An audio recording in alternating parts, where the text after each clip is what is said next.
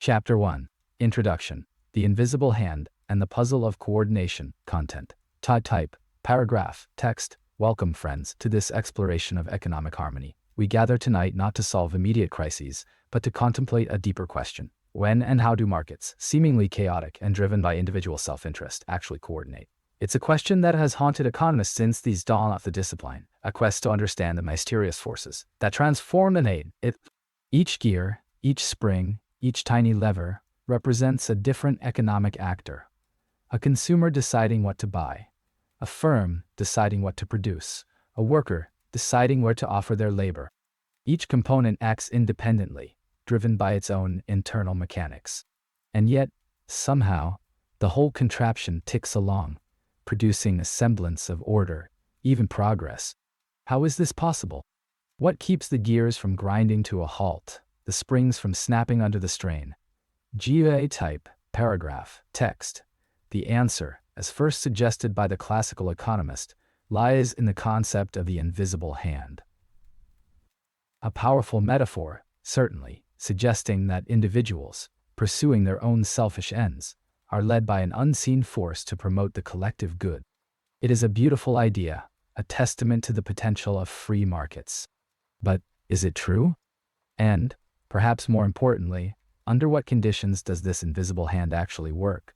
Type. Paragraph. Text. This brings us to the core of our investigation: general equilibrium and market clearing. General equilibrium in its essence is a state of the economy where all markets are simultaneously in equilibrium.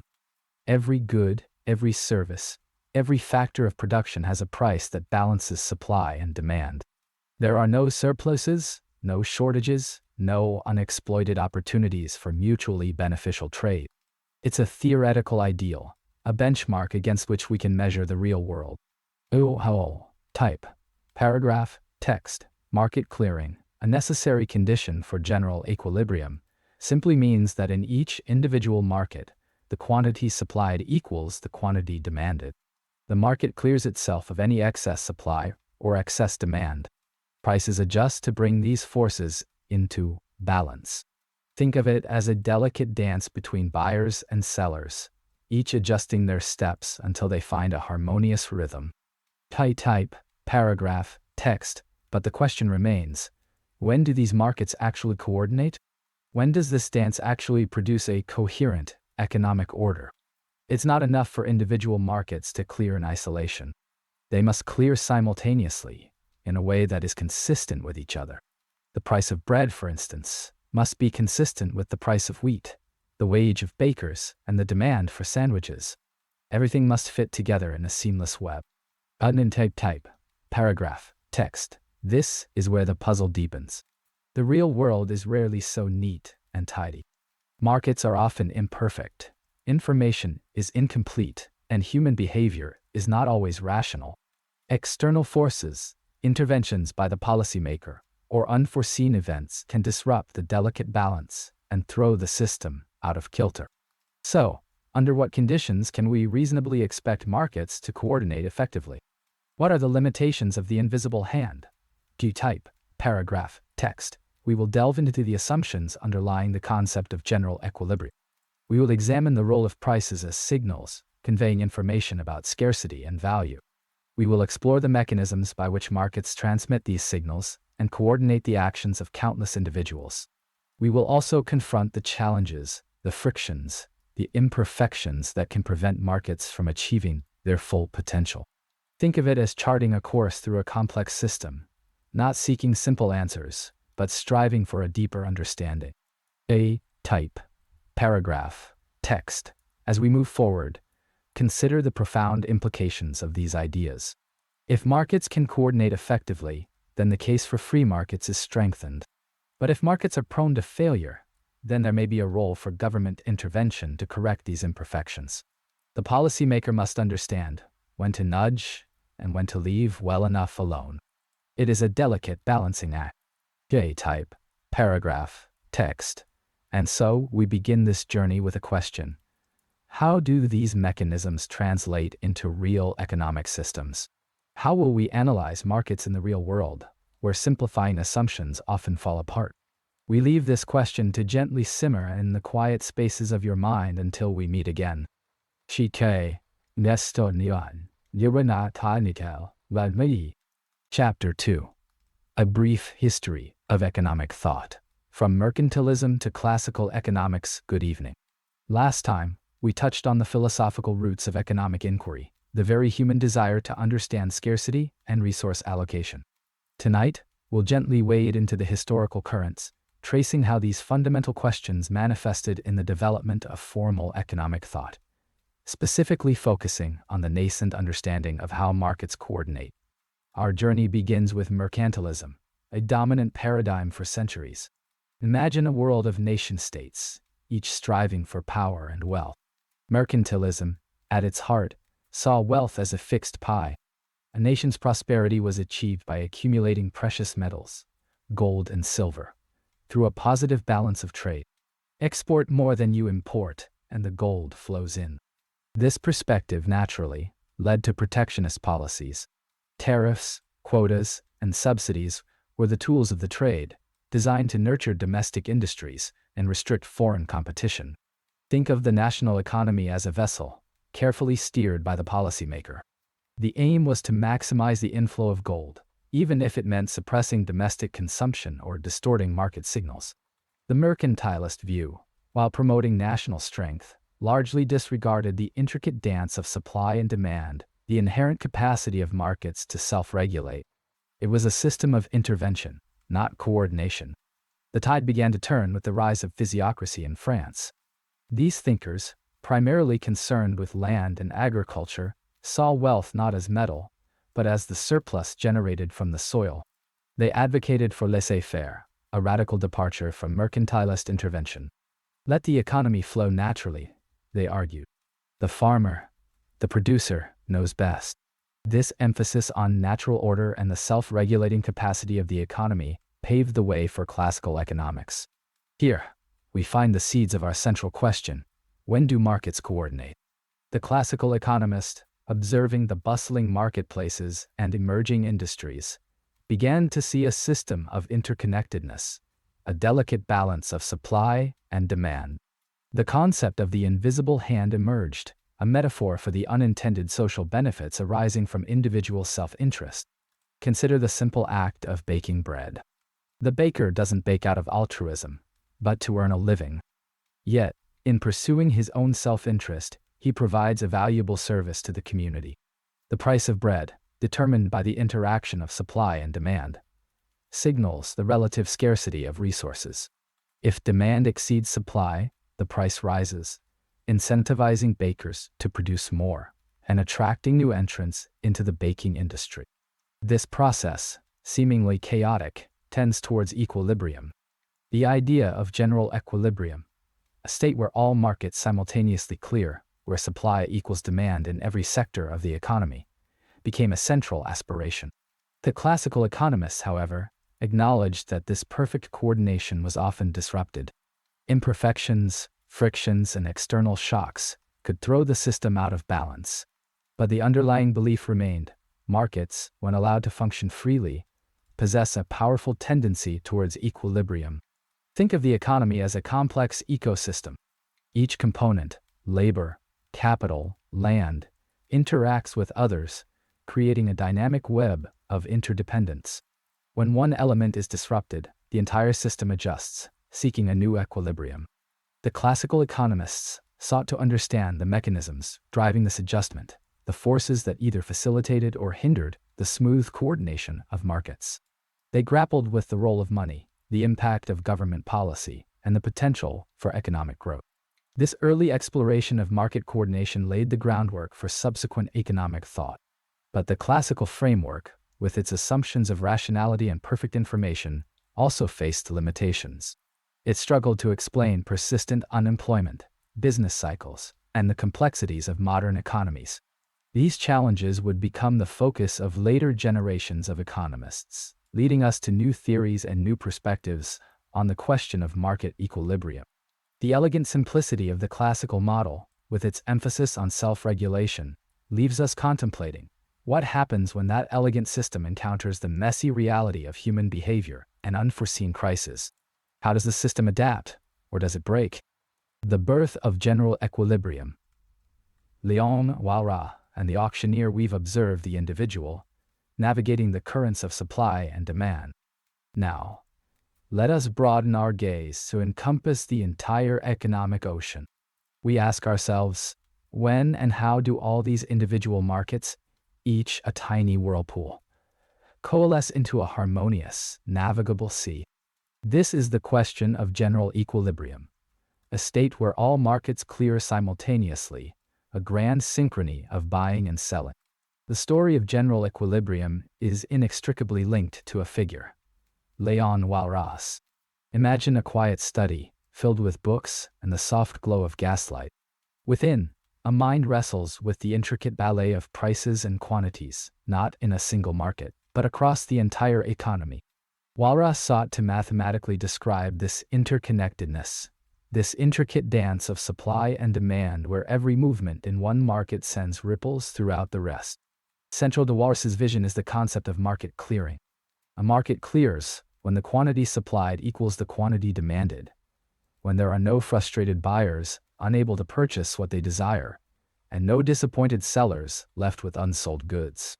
We can picture it as a perfectly balanced scale, where the weight of supply precisely matches the weight of demand. But how can we be sure that all markets, from bread to bonds, achieve this delicate equilibrium at the same time? Walras introduced a rather peculiar, yet profoundly insightful construct, the auctioneer. Envision a benevolent, omniscient figure who stands at the center of the economic marketplace. This auctioneer does not buy or sell themselves, but rather acts as a facilitator, a conductor of the economic orchestra.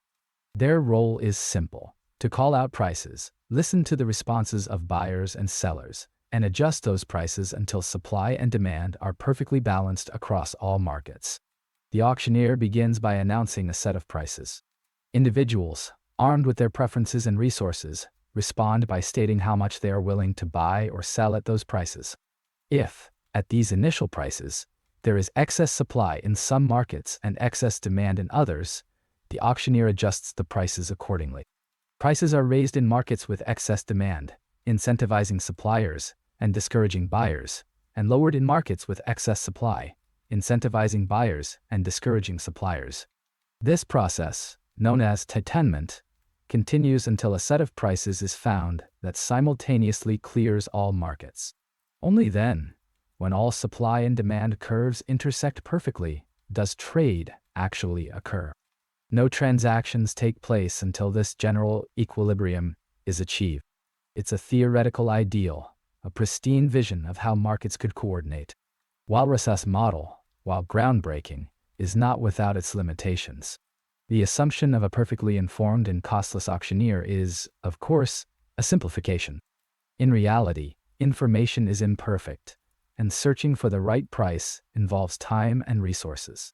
Furthermore, the titanement process itself raises questions. Does it always converge to a stable equilibrium? What happens if prices overshoot, creating oscillations rather than stability? Despite these caveats, Walras' contribution remains monumental. He provided the first rigorous framework for thinking about how markets, in their interconnectedness, might achieve a coordinated equilibrium. He laid the foundations for generations of economists who would grapple with the complexities of general equilibrium, seeking to refine and extend his original vision. Consider the modern economy, with its vast networks of trade and finance. How do prices in one corner of the globe affect prices in another?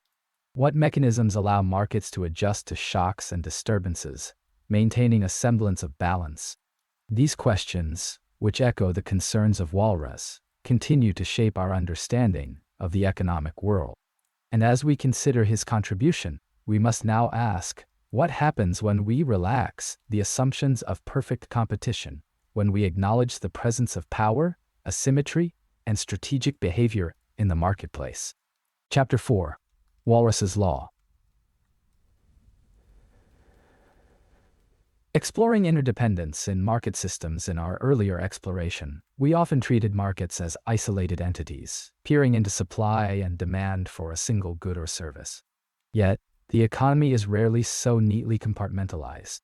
Like a complex clockwork mechanism, Its various parts are intricately linked, their movements influencing one another. Understanding how these connections shape overall market behavior is the essence of general equilibrium theory. At its heart, general equilibrium seeks to answer a deceptively simple question. When do markets coordinate? When do the myriad individual decisions of producers and consumers, each driven by their own self-interest, coalesce into a coherent, stable state where all markets clear? Market clearing, of course, simply means that the quantity supplied equals the quantity demanded in every market simultaneously. It represents a harmonious balance, a state of rest within the economic system. But achieving such a state is not guaranteed. Imagine a system of interconnected pipes carrying water. If one pipe is blocked, the entire system is disrupted. Similarly, if one market experiences a persistent imbalance, a glut of goods or a shortage of labor, it can ripple through the economy, affecting prices and quantities in other markets. The challenge lies in understanding the nature of these interdependencies and identifying the conditions under which a general equilibrium can be attained. Central to this understanding is a concept known as Walras's Law, named after the economist who articulated its fundamental importance. Walras's Law states in essence that if all but one market in an economy are in equilibrium, then the remaining market must also be in equilibrium. This seemingly simple statement has profound implications. To grasp its significance, consider an economy with numerous goods and services. Each market is characterized by its own supply and demand curves, determined by factors such as production costs, consumer preferences, and technological advancements. If, for all goods, excluding good X, the total value of supply equals the total value of demand, then the value of demand for good X must equal the value of supply for good X. It's an identity, a mathematical consequence of the fact that every transaction involves both a purchase and a sale. One way to conceptualize Walras's Law is through the lens of budget constraints. Every economic agent, be they a consumer or a firm, operates within the confines of a budget. Total spending cannot exceed total income. Thus, if all agents are satisfying their budget constraints, and if all markets but one are clearing, it must necessarily follow that the remaining market also clears. The total value of excess demand across all markets must equal zero. This principle has important implications for how we analyze market systems. It means that we don't need to independently verify market clearing in every single market to confirm general equilibrium. If we know that all but one market are balanced, Walras's Law assures us the final market will clear as well. This dramatically simplifies the analysis of complex economic systems. Furthermore, Walras's Law provides insight into the limitations of government intervention. Suppose the policymaker attempts to artificially prop up the price of a particular good above its equilibrium level. This creates a surplus in that market. According to Walras's Law, this surplus must be offset by deficits in other markets. The policymaker may have intended to improve conditions in one specific sector, but their intervention inadvertently creates imbalances elsewhere in the economy. While Walras's Law provides a powerful framework for understanding market interdependence, it's important to recognize its limitations. It tells us nothing about how quickly or efficiently markets will adjust to disturbances, nor does it guarantee that the resulting equilibrium will be desirable from a social welfare perspective. The classical economists, for example, might argue that markets naturally tend towards equilibrium given enough time, but reality can be more complex. Frictions such as imperfect information, transaction costs, and rigid prices can impede the adjustment process and lead to persistent imbalances. Moreover, Walras's Law operates within a specific set of assumptions, including the absence of money illusion and the existence of well-defined property rights. When these assumptions are violated, the law may not hold, and the analysis becomes considerably more challenging. Ultimately, Walras's Law serves as a reminder that the economy is a holistic system, where every action has consequences that reverberate throughout the entire network. It highlights the importance of taking a comprehensive view when analyzing market behavior and considering the potential unintended consequences of policy interventions. What then drives the dynamic dance of evolution within these interdependent markets? Pareto optimality, defining efficiency in resource allocation. We have journeyed through the landscape of individual choices, glimpsing how supply and demand intertwine to dictate prices. Now, we ascend to a higher vantage point, one where we can observe the interconnectedness of all markets simultaneously. This brings us to the concept of general equilibrium, a state of harmonious balance where all markets are clearing. The fundamental question we now address is, when do markets, left to their own devices, successfully coordinate to achieve this efficient allocation of resources? Our guiding principle for evaluating the efficiency of an allocation is Pareto optimality. Named after a scholar who profoundly impacted welfare economics, a Pareto optimal allocation represents a state where it is impossible to make any one individual better off without making at least one other individual worse off. Imagine a perfectly balanced scale. Any attempt to improve one side inevitably tips the balance, harming the other. Think of a simple economy with just two individuals and two goods, apples and oranges. One allocation might give one individual a large quantity of apples, but only a few oranges, while the other individual receives the opposite. Is this allocation Pareto optimal? Not necessarily. If both individuals could trade some of their respective goods, and both end up with a mix they prefer, then the initial allocation was Pareto inefficient. There was room for improvement, a way to make both better off. Only when all such mutually beneficial trades have been exhausted do we arrive at a Pareto optimal outcome. The beauty of Pareto optimality lies in its minimal value judgment.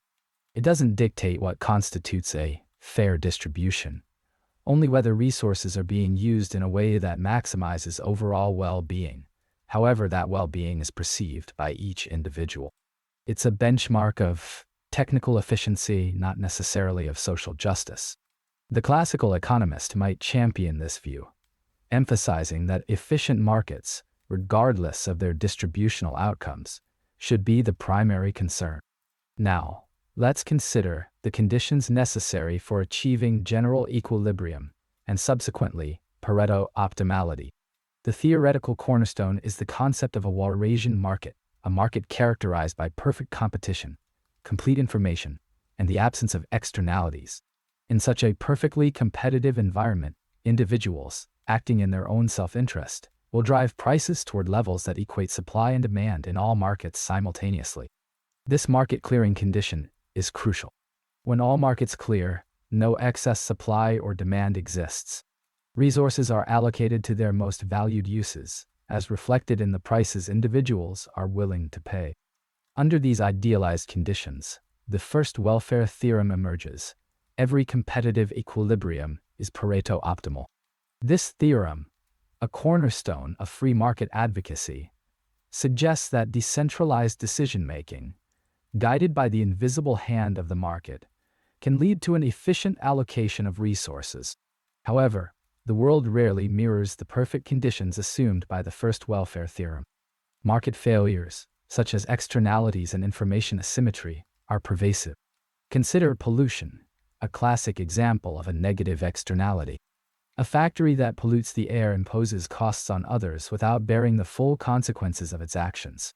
In such a situation, the market price of the factory's output will not reflect the true social cost, leading to overproduction and a Pareto inefficient outcome.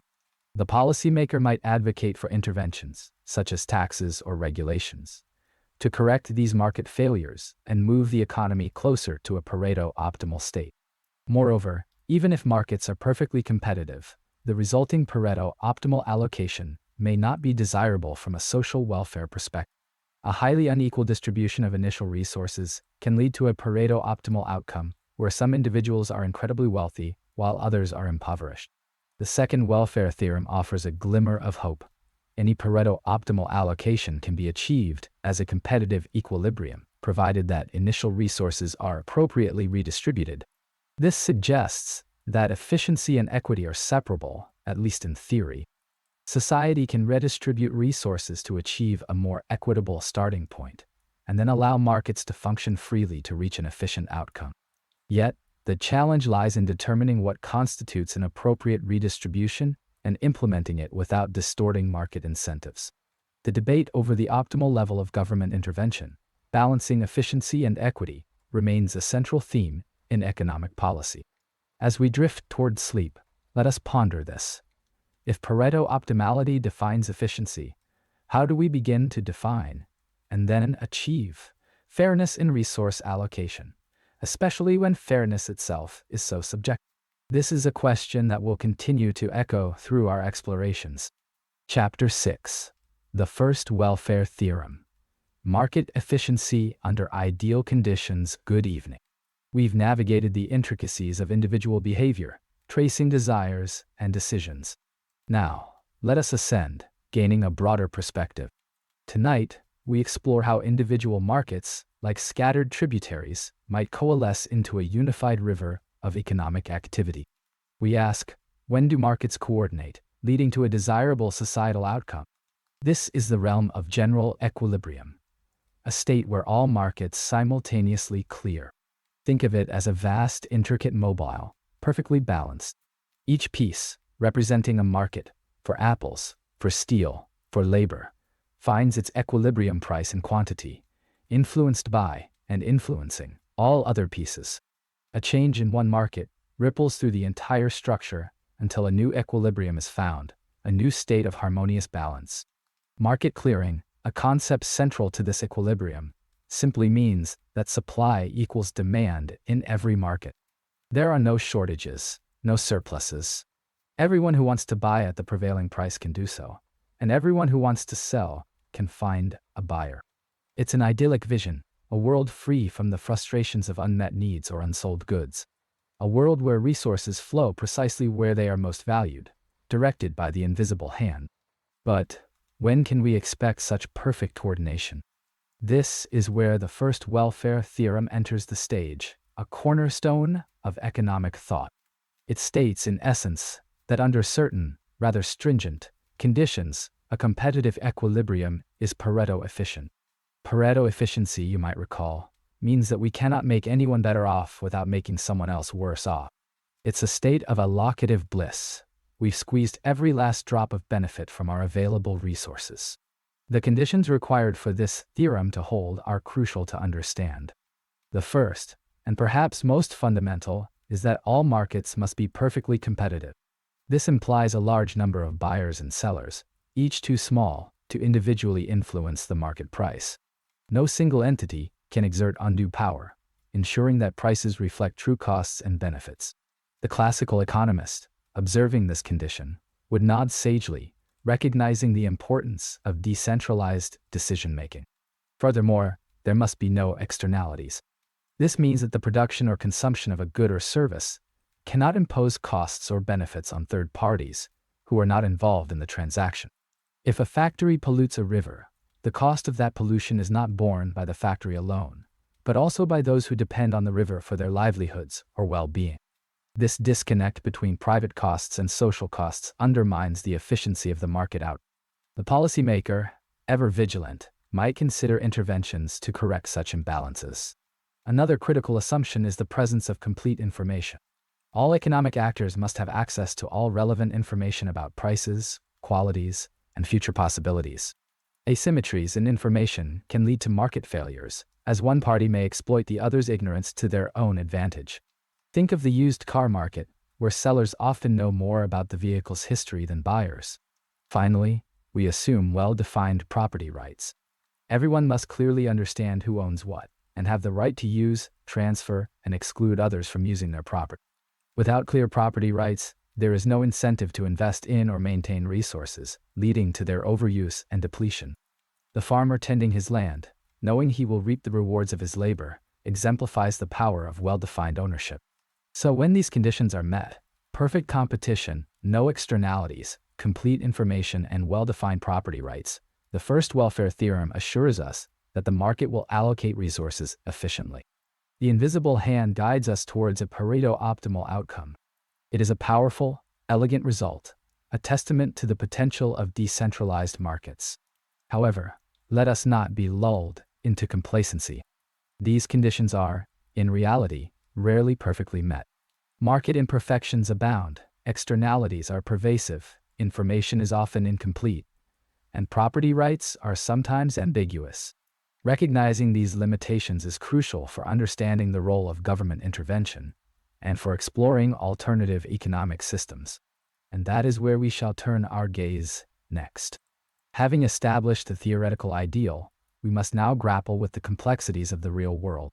How do deviations from these ideal conditions impact market outcomes, and what, if anything, can be done to improve things? Ponder on this as you drift into slumber. Until next time. Chapter 7. The Second Welfare Theorem. Addressing Equity Concerns. Good evening. We've spent considerable time exploring the elegant, almost breathtaking, mechanism of general equilibrium. We've observed how, under certain conditions, markets can coordinate seemingly disparate desires and resources to achieve an efficient allocation. Think of it as a vast, intricate clockwork, with each cog, each individual, each firm, acting in self-interest, yet collectively generating a harmonious outcome. Tonight, however, we turn our attention to a crucial question: is efficiency enough? Does a perfectly efficient allocation necessarily imply a desirable one? The first welfare theorem, as we recall, assures us that any competitive equilibrium is Pareto efficient. It tells us that no one can be made better off without making someone else worse off. But it remains silent on the distribution of that efficiency. A society where one individual owns nearly everything, while others subsist on the bare minimum, could still be Pareto efficient. After all, redistributing wealth might make the wealthy individual worse off. Such a scenario, while logically consistent within the confines of Pareto efficiency, hardly aligns with our intuitive sense of fairness or social justice. This is where the second welfare theorem enters the stage, offering a pathway to reconcile efficiency with equity. The second welfare theorem, in its essence, states that any Pareto efficient allocation can be achieved as a competitive equilibrium, provided that we first implement a suitable lump sum redistribution of initial endowments. Let that phrase, lump sum redistribution, settle for a moment. It implies a transfer of resources, wealth, land, or any other asset that does not distort individual incentives. Imagine it as a redistribution performed by a benevolent hand before the market ever begins to function. It's not a tax on labor, which might discourage work, nor a subsidy on consumption, which might distort purchasing decisions. It's a simple direct reallocation of initial resources. The implications are profound. It suggests that the market mechanism itself is not inherently unjust. Rather, the initial distribution of resources shapes the final outcome. If we deem the market's allocation to be inequitable, the solution isn't necessarily to interfere with the market's price signals or production decisions. Instead, the appropriate policy response is to adjust the starting conditions, to level the playing field before the game even begins. Think of it as setting the initial weights correctly on our clockwork mechanism, so it ticks towards a fairer time. The second welfare theorem offers a powerful separation of concerns. It allows the policymaker to focus on equity, on determining what constitutes a just distribution, without necessarily sacrificing efficiency.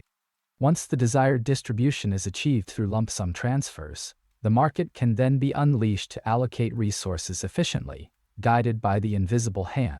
However, the practical implementation of lump sum transfers is fraught with challenges. The classical economist, ever skeptical of government intervention, would point out that true lump sum transfers are exceedingly difficult to implement in the real world. Almost any policy designed to redistribute wealth will inevitably create some form of distortion, altering individual incentives and potentially undermining the very efficiency we seek to preserve. Consider, for example, a wealth tax.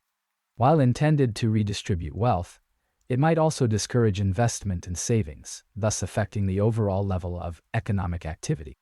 Or, consider a universal basic income. While providing a safety net and reducing inequality, it might also reduce labor force participation, leading to lower output. The delicate balance lies in finding policies that minimize these distortions while still achieving meaningful progress towards a more equitable distribution. The second welfare theorem, therefore, serves as an ideal, a theoretical benchmark against which real-world policies can be evaluated. It reminds us that efficiency and equity are not mutually exclusive goals. Indeed, they can be pursued simultaneously, albeit with careful consideration of the potential trade-offs. It's about understanding the intricate interplay between the initial distribution of resources and the market's allocative power. As we conclude this chapter, let us ponder the limitations of the lump sum transfer approach. What happens when individual abilities, rather than simply initial endowments, are vastly different? Does a simple redistribution of resources truly address the underlying sources of inequality? And how do we even define, in a concrete, measurable way, what constitutes a just or equitable distribution in the first place? These questions will lead us into our next explorations of social choice and the difficulties in aggregating individual preferences into a collective decision. Good night. Edgeworth box and contract curves. Visualizing gains from trade. Welcome back. We've journeyed through individual preferences and market demands. Now, let's observe how those individual choices interact within a closed economic system. We shall delve into the elegance of general equilibrium, a state where all markets clear simultaneously. Our tool for this exploration? The Edgeworth box and its offspring, the contract curve. Imagine a simplified world, a microcosm if you will, containing only two individuals and two goods, perhaps apples and oranges. Each individual begins with a certain endowment, a basket of apples and oranges already in their possession. This initial allocation forms the starting point of our analysis. The Edgeworth box is a graphical representation of all possible allocations of these goods between our two individuals. Its dimensions are defined by the total amount of each good available in the economy. One individual's origin sits at the bottom left corner. The other sits at the top right. Every point within the box represents a specific allocation of apples and oranges, simultaneously showing how much each person possesses. Now, let's overlay each individual's indifference curves onto the box. Remember, an indifference curve represents all combinations of apples and oranges that provide a particular level of satisfaction to that individual. The classical economist and the policymaker each have their own unique set of these curves. Observe that at the initial allocation, their indifference curves will likely intersect. This intersection is crucial. It implies that there exist other allocations, other points within the Edgeworth box, where at least one of them is better off, and neither is worse off. This opens the door to mutually beneficial trades. Think of it like this. The classical economist might value apples more highly relative to oranges than the policymaker does. This difference in relative valuation creates an opportunity. The classical economist could offer some oranges to the policymaker in exchange for apples, moving them both to higher indifference curves, to states of greater satisfaction. As they continue to trade, driven by self-interest, they will move along their indifference curves until they reach a point of tangency. This tangency point is where their marginal rates of substitution, their willingness to trade one good for another, are equal. At this point, no further mutually beneficial trades are possible. The locus of all such tangency points within the Edgeworth box forms the contract curve. This curve represents the set of Pareto-efficient allocations. A Pareto-efficient allocation is one where it is impossible to make one individual better off without making the other worse off. On the contract curve, all the mutually beneficial trades have been exhausted. The system is at an equilibrium, even if a somewhat limited one. The contract curve illustrates the power of voluntary exchange. Starting from an initial endowment, individuals, acting in their own self-interest, can trade their way to a Pareto-efficient allocation, enhancing their overall well-being. The Edgeworth box offers a visual confirmation of this seemingly simple, yet powerful idea. But a question lingers: does reaching the contract curve guarantee fairness? Does it guarantee the allocation is socially desirable? While the Edgeworth box helps us understand efficiency, it doesn't inherently address issues of equity. Consider the initial allocation. If it starts off highly skewed, the resulting allocation on the contract curve, while efficient, may still be deeply unequal. This tension between efficiency and equity, a critical consideration for the policymaker and the classical economist, will guide our explorations in the following sessions. Good night. Chapter 9, Production Possibility Frontier. Defining production. Efficiency. Good evening. In our preceding explorations, we charted the contours of individual choice, the delicate dance between preference and constraint. Now, we broaden our scope, moving from the micro level of the individual to the macro level of the economy as a whole. We turn our attention to the grand question: how do these individual choices, seemingly independent, coalesce into a coherent and functioning system? Tonight, we delve into the realm of general equilibrium and market clearing, seeking to understand when and how markets successfully coordinate the vast symphony of economic activity. Our guiding light in this journey is the Production Possibility Frontier, or PPFF, a powerful tool for visualizing the limits of an economy's productive capacity, and crucially, for defining the very notion of production efficiency. Imagine an economy, simplified for clarity, producing only two goods, wheat and textiles. The PPF is a curve, gracefully arcing across a graph. Each point on this curve represents a possible combination of wheat and textile production, given the economy's available resources, land, labor, capital, and the current state of technology. Points inside the curve represent inefficient production. The economy could produce more of both goods without sacrificing anything. Points outside the curve are, for the moment, unattainable. The economy simply lacks the resources or technology to reach them. Now, consider a point on the PPF. This point embodies production efficiency. It signifies that the economy is using all its resources as effectively as possible, given the existing constraints. To produce more of one good, it must sacrifice some production of the other. This inherent trade-off is the very essence of scarcity and the foundation of economic choice. The slope of the PPF, at any given point, reveals the opportunity cost of producing one good in terms of the other. If the slope is steep, increasing wheat production requires a significant reduction in textile output. Conversely, a flatter slope suggests that wheat production can be increased with a relatively small sacrifice of textiles. But how does the economy choose a particular point on the PPF? This is where the concept of general equilibrium comes into play. General equilibrium is a state of affairs where all markets in the economy, the market for wheat, the market for textiles, the market for textiles, the market for labor, and so on, are simultaneously in equilibrium. In each market, supply equals demand, and prices adjust to clear the market. No one is left wanting, no resources are left idle. The classical economists believed that, under certain conditions, competitive markets tend to gravitate towards a general equilibrium. Prices act as signals, guiding resources to their most valued uses. If there is excess demand for wheat, the price of wheat rises, encouraging producers to shift resources from textile production to wheat production. This process continues until the market clears, and the price reflects the true scarcity of wheat. However, the path to general equilibrium is not always smooth. Market failures, such as externalities or public goods, can prevent markets from efficiently allocating resources. In such cases, the policymaker may need to intervene, using tools such as taxes, subsidies, or regulations to correct these market failures and guide the economy towards a more efficient outcome. The beauty of the PPF lies in its ability to illustrate the consequences of these market failures.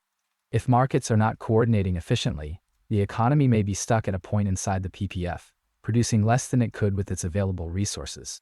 Policy interventions aimed at correcting market failures can potentially shift the economy towards the PPF, increasing overall welfare.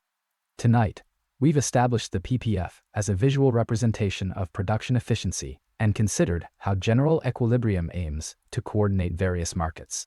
We've touched upon the role of prices in guiding resource allocation and the potential need for policy interventions to address market failures. But a deeper question remains: assuming a perfectly efficient allocation on the PPF, how do we then determine which point along the curve is the most desirable for society? What criteria do we use to make this ultimate judgment of societal welfare? That, my friends, is a puzzle for another evening. Good night. Chapter 10. Arrow de Breu Model. Completing markets for all contingencies. Good evening. We've previously discussed the beauty of market mechanisms, observing how prices, like gentle currents, guide resources toward their most valued uses. But the world, as we know, is not always a placid lake. Uncertainty swirls, future events cast shadows, and incomplete information can muddy the waters of economic decision-making. Tonight, We'll consider how economists address these complexities, specifically focusing on the Arrow-Debreu model. Think of it as an ambitious attempt to fully map the possibilities of the market landscape. The central question before us remains: when do markets truly coordinate? When can we confidently say that the signals emanating from the price system are leading us towards an efficient allocation of resources, even in the face of an uncertain future? The classical economist often dreamed of a world where markets organically organized to meet society's needs, guided by the invisible hand. But this begs the question: what about events we cannot see coming? The Arrow-Debreu model addresses this by introducing a radical, yet elegant, concept: complete markets. Imagine, if you will, a world where for every possible state of the world, there exists a corresponding market. Let's say the state of the world is rain tomorrow in Tuscany. There would be a security, a sort of contract, that pays 1 unit of account if and only if it rains in Tuscany tomorrow. If the sun shines, the security is worthless.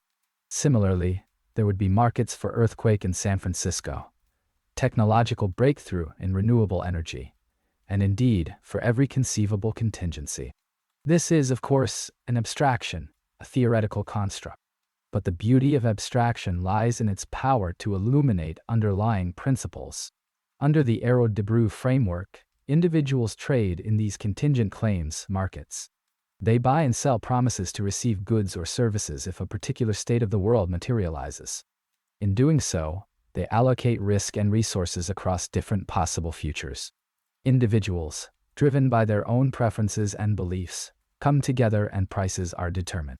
The remarkable result is that, under certain conditions, a competitive equilibrium in these complete markets achieves a Pareto-efficient allocation of resources.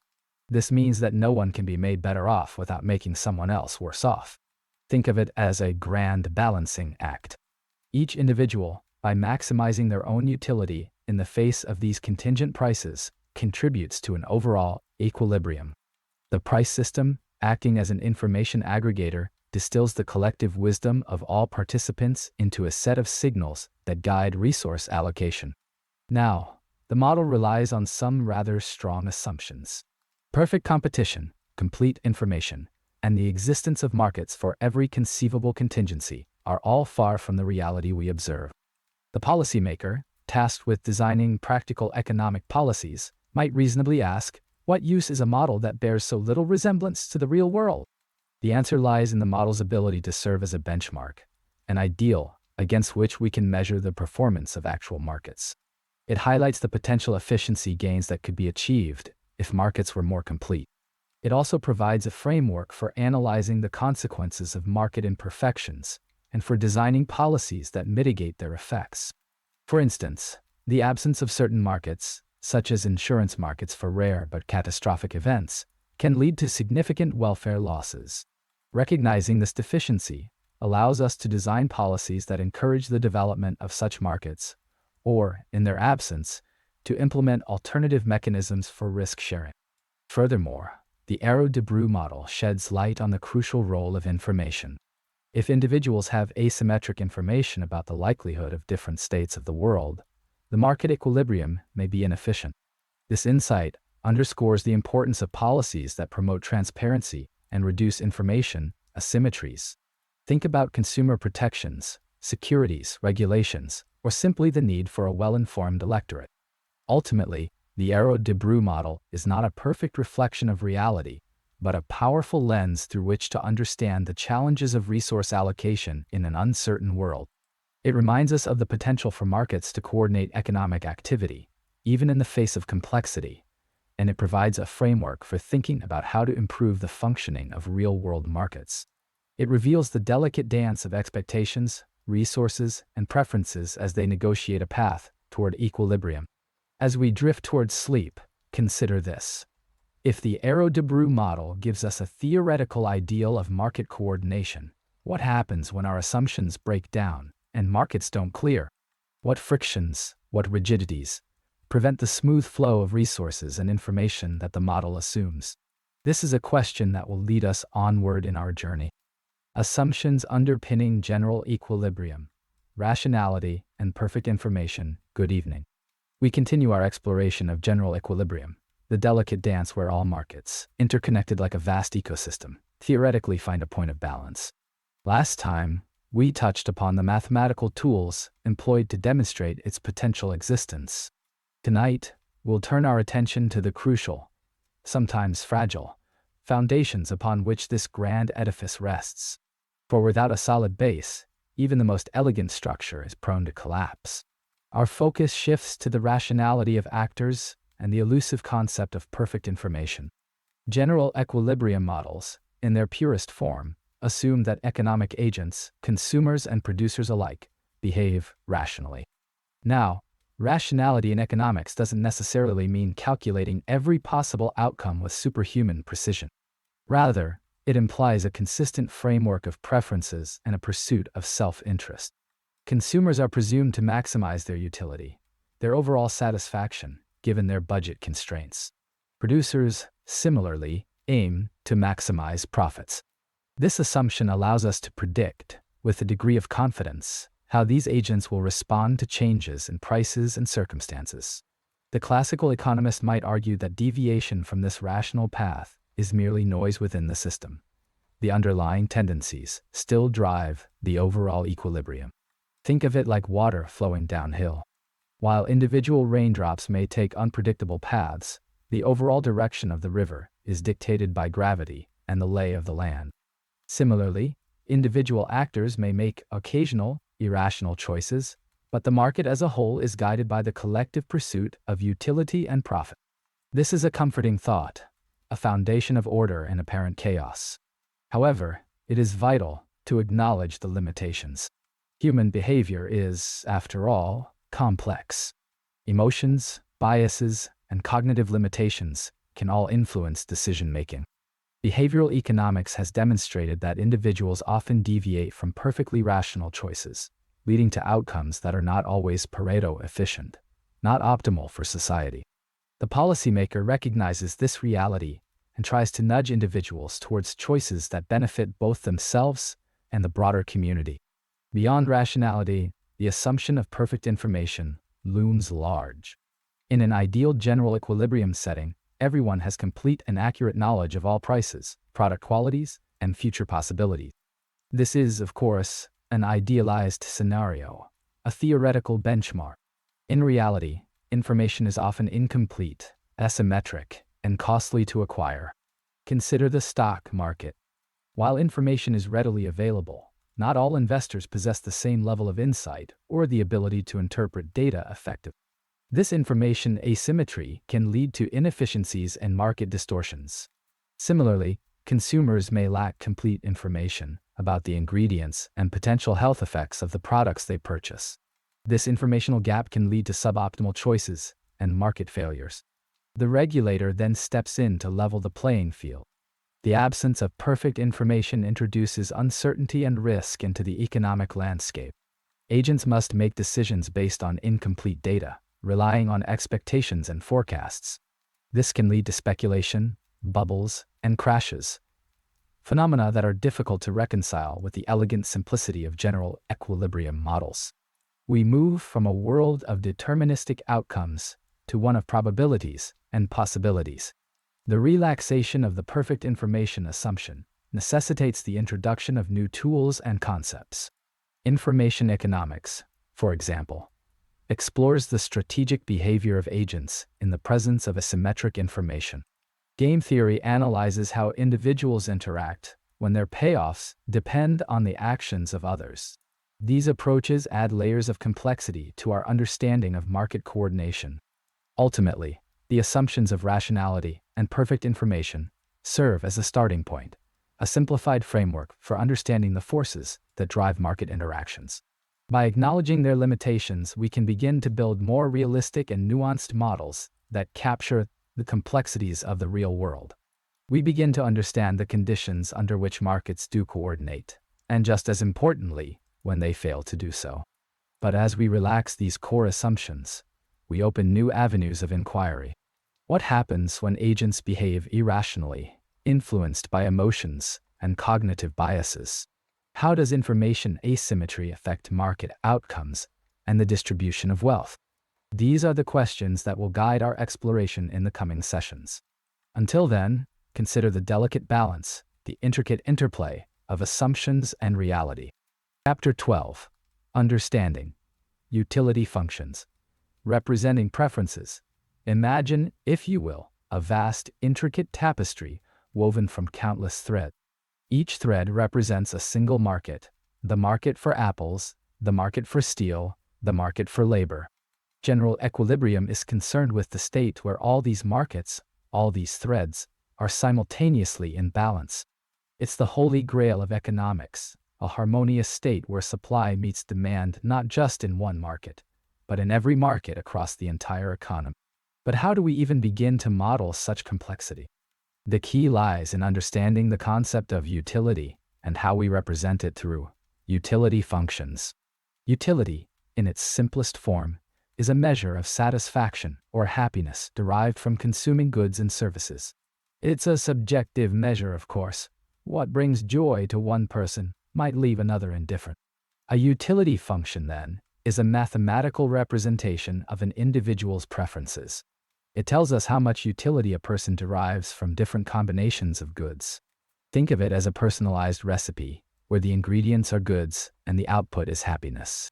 A simple utility function might look something like this: U, where it represents utility, X represents the quantity of good X, and U represents the quantity of good Y. As X and Y increase, presumably, so does U. But the rate at which U increases, the marginal utility, is what truly shapes behavior. Consider a simple example. Imagine a consumer who loves both apples and oranges. Their utility function might be U apples oranges. This tells us that their happiness increases as they consume more of both apples and oranges. However, the shape of this function is crucial. If the exponent on apples were higher, that would imply a greater relative preference for apples over oranges. Now, let's layer in the concept of budget constraints. A consumer doesn't have unlimited resources. They are constrained by their income. The interplay between utility functions and budget constraints determines the optimal consumption bundle, the combination of goods that maximizes utility given the consumer's limited resources. This optimal bundle is where the marginal rate of substitution equals the price ratio of the two goods. In a world with many consumers, each with their own unique utility functions and budget constraints, we can begin to see how individual decisions aggregate to form market demand. The collective demand, coupled with the supply decisions of firms, determines equilibrium prices and quantities in each market. Market clearing, a central concept in general equilibrium, occurs when the quantity supplied equals the quantity demanded in every market. When all markets clear simultaneously, we have achieved a state of general equilibrium. In such a state, no individual or firm has an incentive to change their behavior, as they are already operating at their optimal level given prevailing prices. But here's the crucial question: when do markets coordinate? The answer is not always straightforward. One of the most important theorems in economics, the first welfare theorem, states that under certain conditions, a competitive equilibrium is Pareto efficient. This means that it's impossible to make one person better off without making someone else worse off. In other words, the market, under ideal circumstances, leads to an allocation of resources that is, in a specific sense, optimal. However, these certain conditions are often violated in the real world. Imperfect competition, externalities, and incomplete information can all lead to market failures, situations where the market fails to allocate resources efficiently. The policymaker then often steps in to correct these market failures through regulations, taxes, or subsidies. The classical economist argued that markets, left to their own devices, tend towards equilibrium. Government intervention, they believed, should be minimal. However, others argue that government intervention is necessary to correct market failures and ensure a more equitable distribution of resources. The debate continues to this day.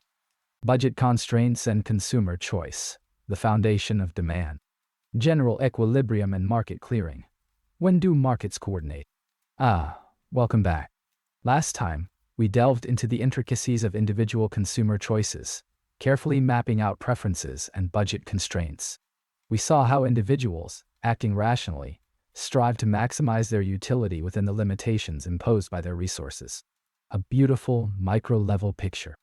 But the economy, as we know, is far larger than the sum of its individual parts. Tonight, we elevate our perspective. We begin to explore how all these individual choices interlock, mesh, and ultimately determine the overall state of the economic system. We consider general equilibrium and market clearing. When do markets coordinate? Imagine a vast interconnected web. Each node represents a market for apples, for steel, for labor. Each strand represents the flow of goods, services, and capital between these markets. Individual consumers and producers, acting in their own self-interest, tug and pull on this web. The question is, does this constant, decentralized activity lead to chaos, or does it spontaneously organize itself into a coherent, stable state? That, in essence, is the question of general equilibrium. General equilibrium, at its core, is a state where all markets simultaneously clear. This means that, at a particular set of prices, the quantity supplied in every market exactly equals the quantity demanded. No surpluses, no shortages. A perfect, albeit theoretical, balance. This contrasts sharply with partial equilibrium analysis, which focuses on a single market in isolation, often ignoring the interconnectedness of the larger economy. Think of partial equilibrium as focusing on a single leaf on the tree, while general equilibrium looks at the entire forest. Achieving this balance is no small feat. Changes in one market inevitably ripple through the entire system. For instance, an increase in the price of oil doesn't just affect drivers. It impacts transportation costs, the prices of goods shipped long distances, and even the demand for alternative energy sources. The classical economists knew that these complex interdependencies needed to be understood to truly grasp the economic machine. Market clearing is the mechanism by which this equilibrium is achieved. Prices act as signals, conveying information about scarcity and abundance. When demand exceeds supply, prices rise, incentivizing producers to increase output and consumers to reduce consumption. Conversely, when supply exceeds demand, prices fall, discouraging production and encouraging consumption. This dynamic, self-correcting process drives the economy towards equilibrium. But when do markets truly coordinate? This is a complex question, and the answer isn't always straightforward. Several conditions must be met. First, prices must be flexible, freely adjusting to changes in supply and demand. Sticky prices, often caused by regulations or contracts, can prevent markets from clearing, leading to inefficiencies. Second, information must be readily available. Consumers and producers need accurate signals to make informed decisions. Imperfect information can lead to misallocation of resources. Third, there must be a reasonable level of competition.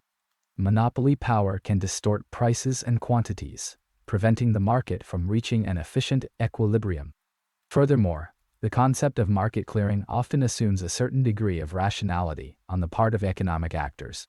The policymaker must be wary, because real-world behavior is often influenced by emotions, biases, and herd mentality, potentially leading to deviations from the predicted equilibrium. Think of it like a river flowing towards the sea. The riverbed represents the economic landscape, with its various markets and industries. The water represents goods, services, and capital. The river's flow is driven by the force of supply and demand. The goal is for the river to reach the sea, a state of general equilibrium. However, obstacles in the riverbed, such as inflexible prices, imperfect information, or lack of competition, can impede the flow, creating pools of stagnation and eddies of inefficiency. So, when do markets coordinate? The answer, as is often the case in economics, is, it depends. It depends on the flexibility of prices, the availability of information, the level of competition, and the rationality of economic actors. Achieving general equilibrium is an ongoing process, a constant striving for balance in a dynamic and ever-changing world. And as we ponder this intricate dance of supply and demand, we begin to see the need for even more complex tools. What happens when markets fail to coordinate? What role, if any, should the government play in guiding this process?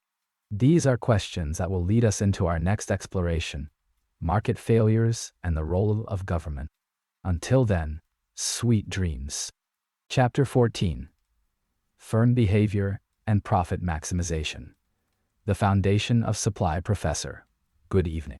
In our previous discussion, we touched upon the intricacies of supply curves and the motivations that drive firms to offer their goods and services in the marketplace. Tonight, we delve deeper, examining how individual markets interact and whether, under certain conditions, they can achieve a state of harmonious balance, a general equilibrium. Our focus shifts to understanding when, and indeed if, markets actually coordinate effectively. Professor, imagine a complex ecosystem. Each species, each element, influences the others. Similarly, in an economy, the market for wheat is intricately linked to the market for bread, which is further connected to the market for labor, and so on. General equilibrium seeks to understand whether all these interdependent markets can simultaneously achieve equilibrium, a state where supply equals demand across the board. Professor, the concept of market clearing is central to this idea. A market clears when the price adjusts to a point where the quantity demanded exactly matches the quantity supplied. There is neither excess supply nor excess demand. But to sell us. Now, consider this principle, applied not just to one market, but to all markets within the economy. That is the essence of general equilibrium. Professor, but when do markets truly coordinate? When do they effortlessly flow toward this ideal state? The answer, predictably, is nuanced. The conditions necessary for markets to achieve and maintain general equilibrium are quite specific, almost delicate. Professor, one key assumption, often implicitly made, is the existence of complete markets. This means that a market exists for virtually every good and service imaginable, and that information about prices and qualities is readily available to all participants. In reality, of course, markets are often incomplete. Information asymmetry abounds, and transaction costs can impede the free flow of goods and services. The policymaker often attempts to address such imperfections, but even the most well-intentioned interventions can have unintended consequences. Professor, another critical condition is the absence of significant externalities. An externality arises when the production or consumption of a good or service affects a third party who is not directly involved in the transaction. Pollution, for example, is a classic negative externality. The classical economist understood that externalities disrupt the natural coordinating function of markets, as the price does not fully reflect the true social cost or benefit of the activity.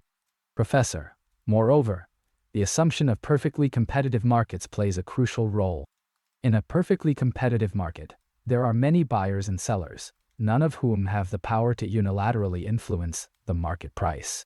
However, when monopolies or oligopolies exist, they can distort prices and quantities, leading to inefficiencies and hindering the attainment of general equilibrium. The power dynamic shifts, and the invisible hand struggles to guide resources to their most efficient uses. Professor, so when do markets coordinate? The closer we get to fulfilling these idealized conditions, complete markets, minimal externalities, and perfect competition, the more likely it is that markets will effectively coordinate themselves. However, in the real world, these conditions are rarely fully met. Market failures are commonplace, requiring intervention, albeit carefully considered and implemented, to guide the system closer to its optimal state. Professor, we must acknowledge that the concept of general equilibrium is, in many ways, an idealized model, a benchmark against which we can assess the performance of real-world markets. It provides a framework for understanding the potential for market coordination, but it also highlights the limitations and imperfections inherent in complex economic systems. Professor, as we move forward, we'll begin to explore the role of government in addressing market failures and promoting efficiency. We'll examine the different types of interventions that policymakers can employ, and we'll consider the potential trade-offs involved. But, perhaps, before we do, it is worth pondering, if perfect coordination is an ideal, how close can, or should, we realistically aim to get? That will have to be a discussion for another night. Good evening. Chapter 15. Market Clearing. Defining equilibrium prices and quantities. Ah, yes. We've spent considerable time now examining the individual trees, meticulously tracing the leaves and branches of supply and demand. Before we venture further into the economic forest, it behooves us to step back and consider the entire ecosystem. How do these individual markets interact?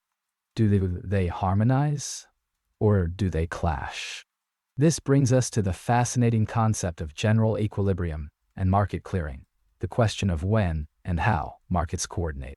Imagine a vast, intricate network, like a spider web, glistening with morning dew. Each strand represents a market for wheat, for labor, for capital. Each node where strands intersect represents a price, a quantity, an allocation of resources. General equilibrium is the state where all these strands are taut, in perfect tension, with no slack and no undue stress. It's a state where all markets simultaneously clear. That is, where supply equals demand in every single market. But how do we know such a state exists? And if it exists, how do we reach it? The classical economist, with unwavering faith in the self-regulating power of markets, posited that an invisible hand guides the system towards equilibrium. He believed that if any market is out of balance, say a surplus of oranges, the resulting downward pressure on prices would naturally restore equilibrium. Conversely, a shortage would push prices upward, incentivizing increased production and ultimately eliminating the shortage. This process, elegantly simple in theory, becomes considerably more complex in practice. After all, markets are not isolated islands. The price of oranges affects the demand for apples, and the wage of a farmer affects the supply of both. These interdependencies create feedback loops, ripples that spread throughout the entire economic system. To understand these complex interactions, we often turn to mathematical models. These models, while abstract, allow us to analyze the conditions under which a general equilibrium can exist. One key concept is Walras's law, which states that if all but one market in an economy are in equilibrium, then the remaining market must also be in equilibrium. This law is less a guarantee of equilibrium and more a reminder of the interconnectedness of markets. A disequilibrium in one area must be offset elsewhere. Market clearing, therefore, is not merely a passive occurrence. It's an active process of adjustment and adaptation. Prices act as signals, conveying information about relative scarcity and abundance. Producers and consumers respond to these signals, altering their behavior in ways that tend to bring supply and demand into alignment. Think of it as a complex dance, a coordinated ballet, where each participant anticipates and reacts to the movements of others.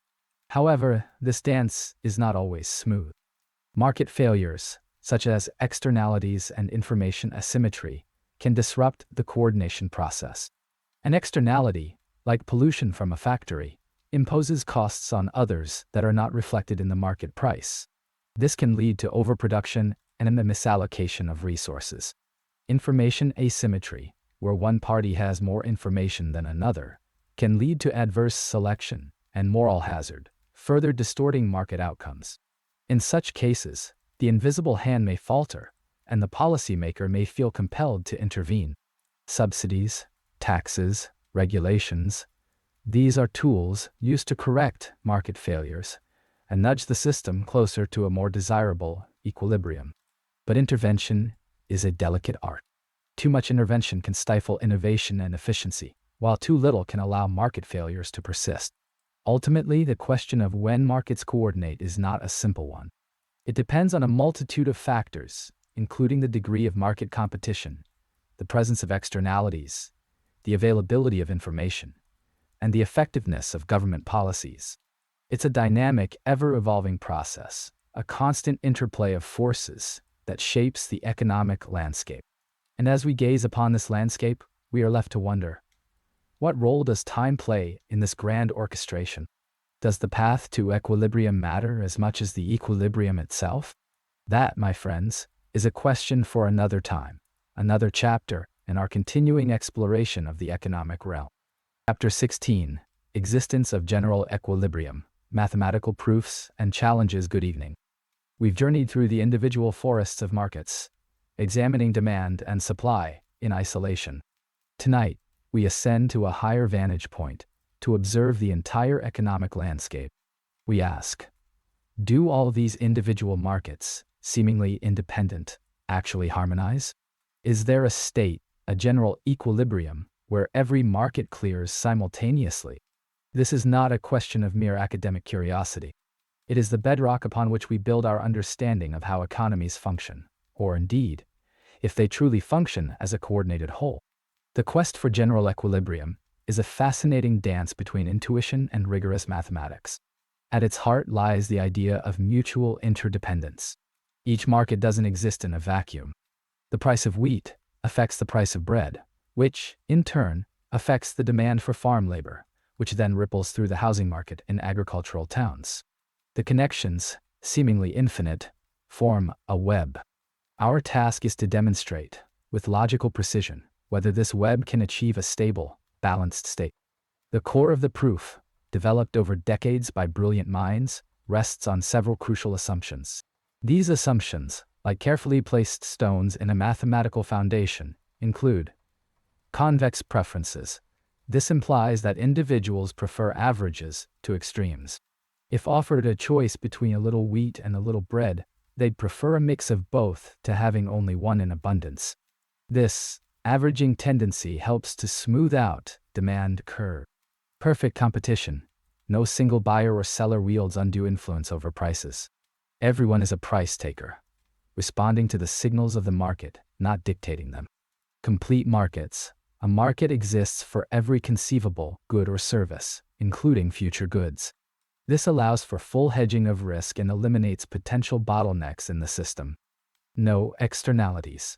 The actions of one agent do not directly affect the well-being of another, bypassing the market mechanism.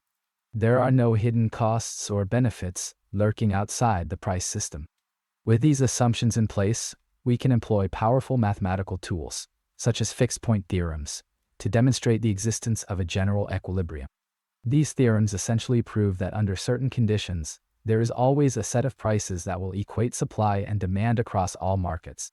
It's like finding the fulcrum point on a seesaw, where all the weights are perfectly balanced. At this point, no one has an incentive to deviate. The system is in a state of rest. However, the real world, as we know, is rarely so neat.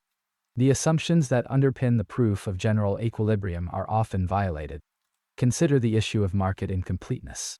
The future, by its very nature, is uncertain. Complete markets for all future contingencies simply do not exist. This incompleteness can lead to market failures and prevent the attainment of a Pareto-efficient allocation, a state where no one can be made better off without making someone else worse off. Furthermore, the presence of externalities, pollution, for instance, throws a wrench into the perfectly balanced gears of the general equilibrium model. The classical economist understood this when he emphasized the importance of clearly defined property rights, as this can internalize externalities and allow markets to function more efficiently. Without these clear property rights, the market will not clear efficiently. Another significant challenge arises from imperfect competition. When firms possess market power, they can manipulate prices to their advantage, distorting resource allocation and potentially leading to inefficient outcomes. The policymaker, striving to maximize societal welfare, must carefully consider these distortions when designing regulations and interventions. So while the theoretical proof of general equilibrium provides a valuable benchmark, a vision of an idealized, perfectly coordinated economy, we must always remain cognizant of its limitations. The assumptions required for its existence are often unrealistic, and their violation can lead to significant market failures. The elegance of the mathematical framework must not blind us to the messy realities of the world. The model shows what could happen under ideal conditions, not what will happen in practice. It is the responsibility of economists, policymakers, and informed citizens to constantly grapple with these challenges, seeking ways to improve the functioning of markets and mitigate the consequences of their imperfections. We have established a system for perfect coordination in theory, but the constraints placed upon the ideal and how they might unravel the general equilibrium should continue to trouble us. Are there conditions we haven't considered? Are there ways to make our models more robust to real-world imperfections? What new tools will allow us to see these imperfections with greater clarity? These are the questions that await us as we proceed. Chapter 18. Tâtonnement Process. Approaching equilibrium through trial and error, friends. Consider a complex orchestra. Each musician plays a distinct instrument, a unique part, yet the aim is a harmonious symphony. Similarly, in an economy with countless markets, each representing a different good or service, a kind of grand coordination must occur for overall equilibrium to be achieved. But how does this happen? How do these independent markets talk to each other, guiding prices and quantities towards a state of mutual consistency? The concept of general equilibrium rests on the idea of market clearing. A market clears when the quantity supplied equals the quantity demanded. No surplus, no shortage. It's a state of balance, a quiet hum of satisfaction for both producers and consumers. But achieving this simultaneously across all markets? That's a rather tall order. One elegant theoretical answer, proposed by some of the earliest thinkers in this field, involves what we call a tâtonnement process. The word, borrowed from the French, loosely translates to groping or fumbling. It suggests a process of trial and error, a gradual movement towards the elusive equilibrium point. Imagine an auctioneer presiding over a vast marketplace. This auctioneer, crucially, does not allow any actual transactions to take place until all prices are deemed to be in equilibrium. Instead, he announces a set of prices for all goods and services. Based on these prices, individuals state their desired quantities, their demands and supplies. If, for a particular good, the quantity demanded exceeds the quantity supplied at the announced price, the auctioneer raises the price. Conversely, if the quantity supplied exceeds the quantity demanded, the price is lowered. This process continues, iteratively adjusting prices, until a set of prices is found where all markets clear simultaneously. Only then, when equilibrium is achieved, are transactions finally permitted. Think of it as a feedback loop. Prices act as signals, conveying information about relative scarcity and abundance. Consumers and producers respond to these signals, adjusting their behavior. The auctioneer, in turn, responds to the collective behavior of consumers and producers, further refining the price signals. The beauty of the tâtonnement process lies in its simplicity and elegance. It provides a theoretical mechanism for how a complex system of interconnected markets might coordinate itself. It demonstrates that, at least in principle, a set of prices exists that can bring all markets into equilibrium. However, the tâtonnement process also has its limitations. It's a purely theoretical construct. In the real world, markets rarely, if ever, operate in such a perfectly coordinated manner. Actual transactions occur continuously, even when markets are not in equilibrium. This constant flow of transactions influences prices and quantities, creating a dynamic and ever-changing landscape. Furthermore, the tâtonnement process assumes a level of knowledge and information that is unlikely to exist in reality. The auctioneer must know the aggregate demand and supply functions for all goods and services. This is a heroic assumption, to say the least. In practice, information is dispersed and incomplete, making perfect coordination extremely difficult. And finally, there is the question of stability.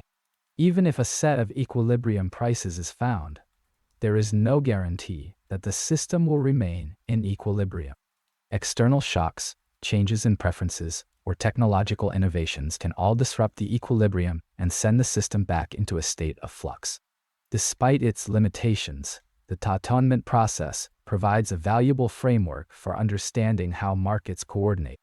It highlights the crucial role of prices as signals and the importance of feedback loops in achieving equilibrium.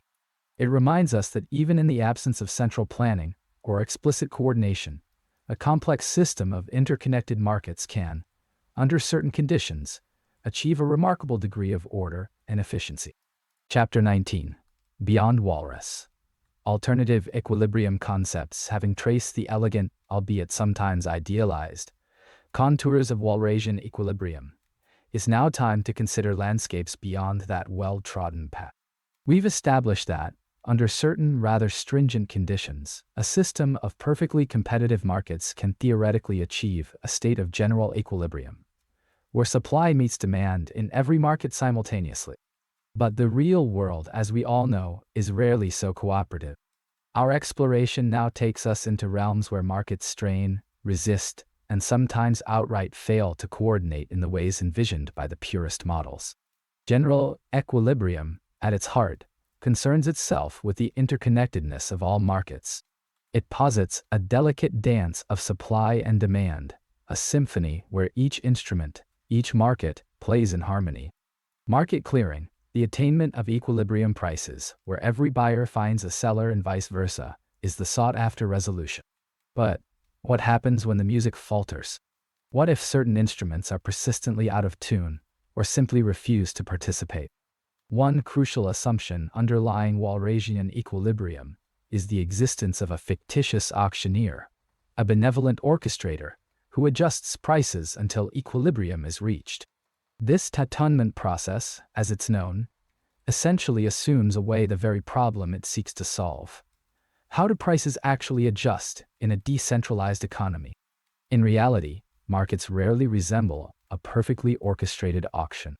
Information is imperfect, adjustments are sluggish, and expectations play a crucial role. These frictions can lead to situations where markets stubbornly resist clearing, where surpluses and shortages persist, and the theoretical harmony remains elusive. Consider, for instance, the role of expectations. The classical economist believed in the power of rational expectations, agents perfectly anticipating future market conditions.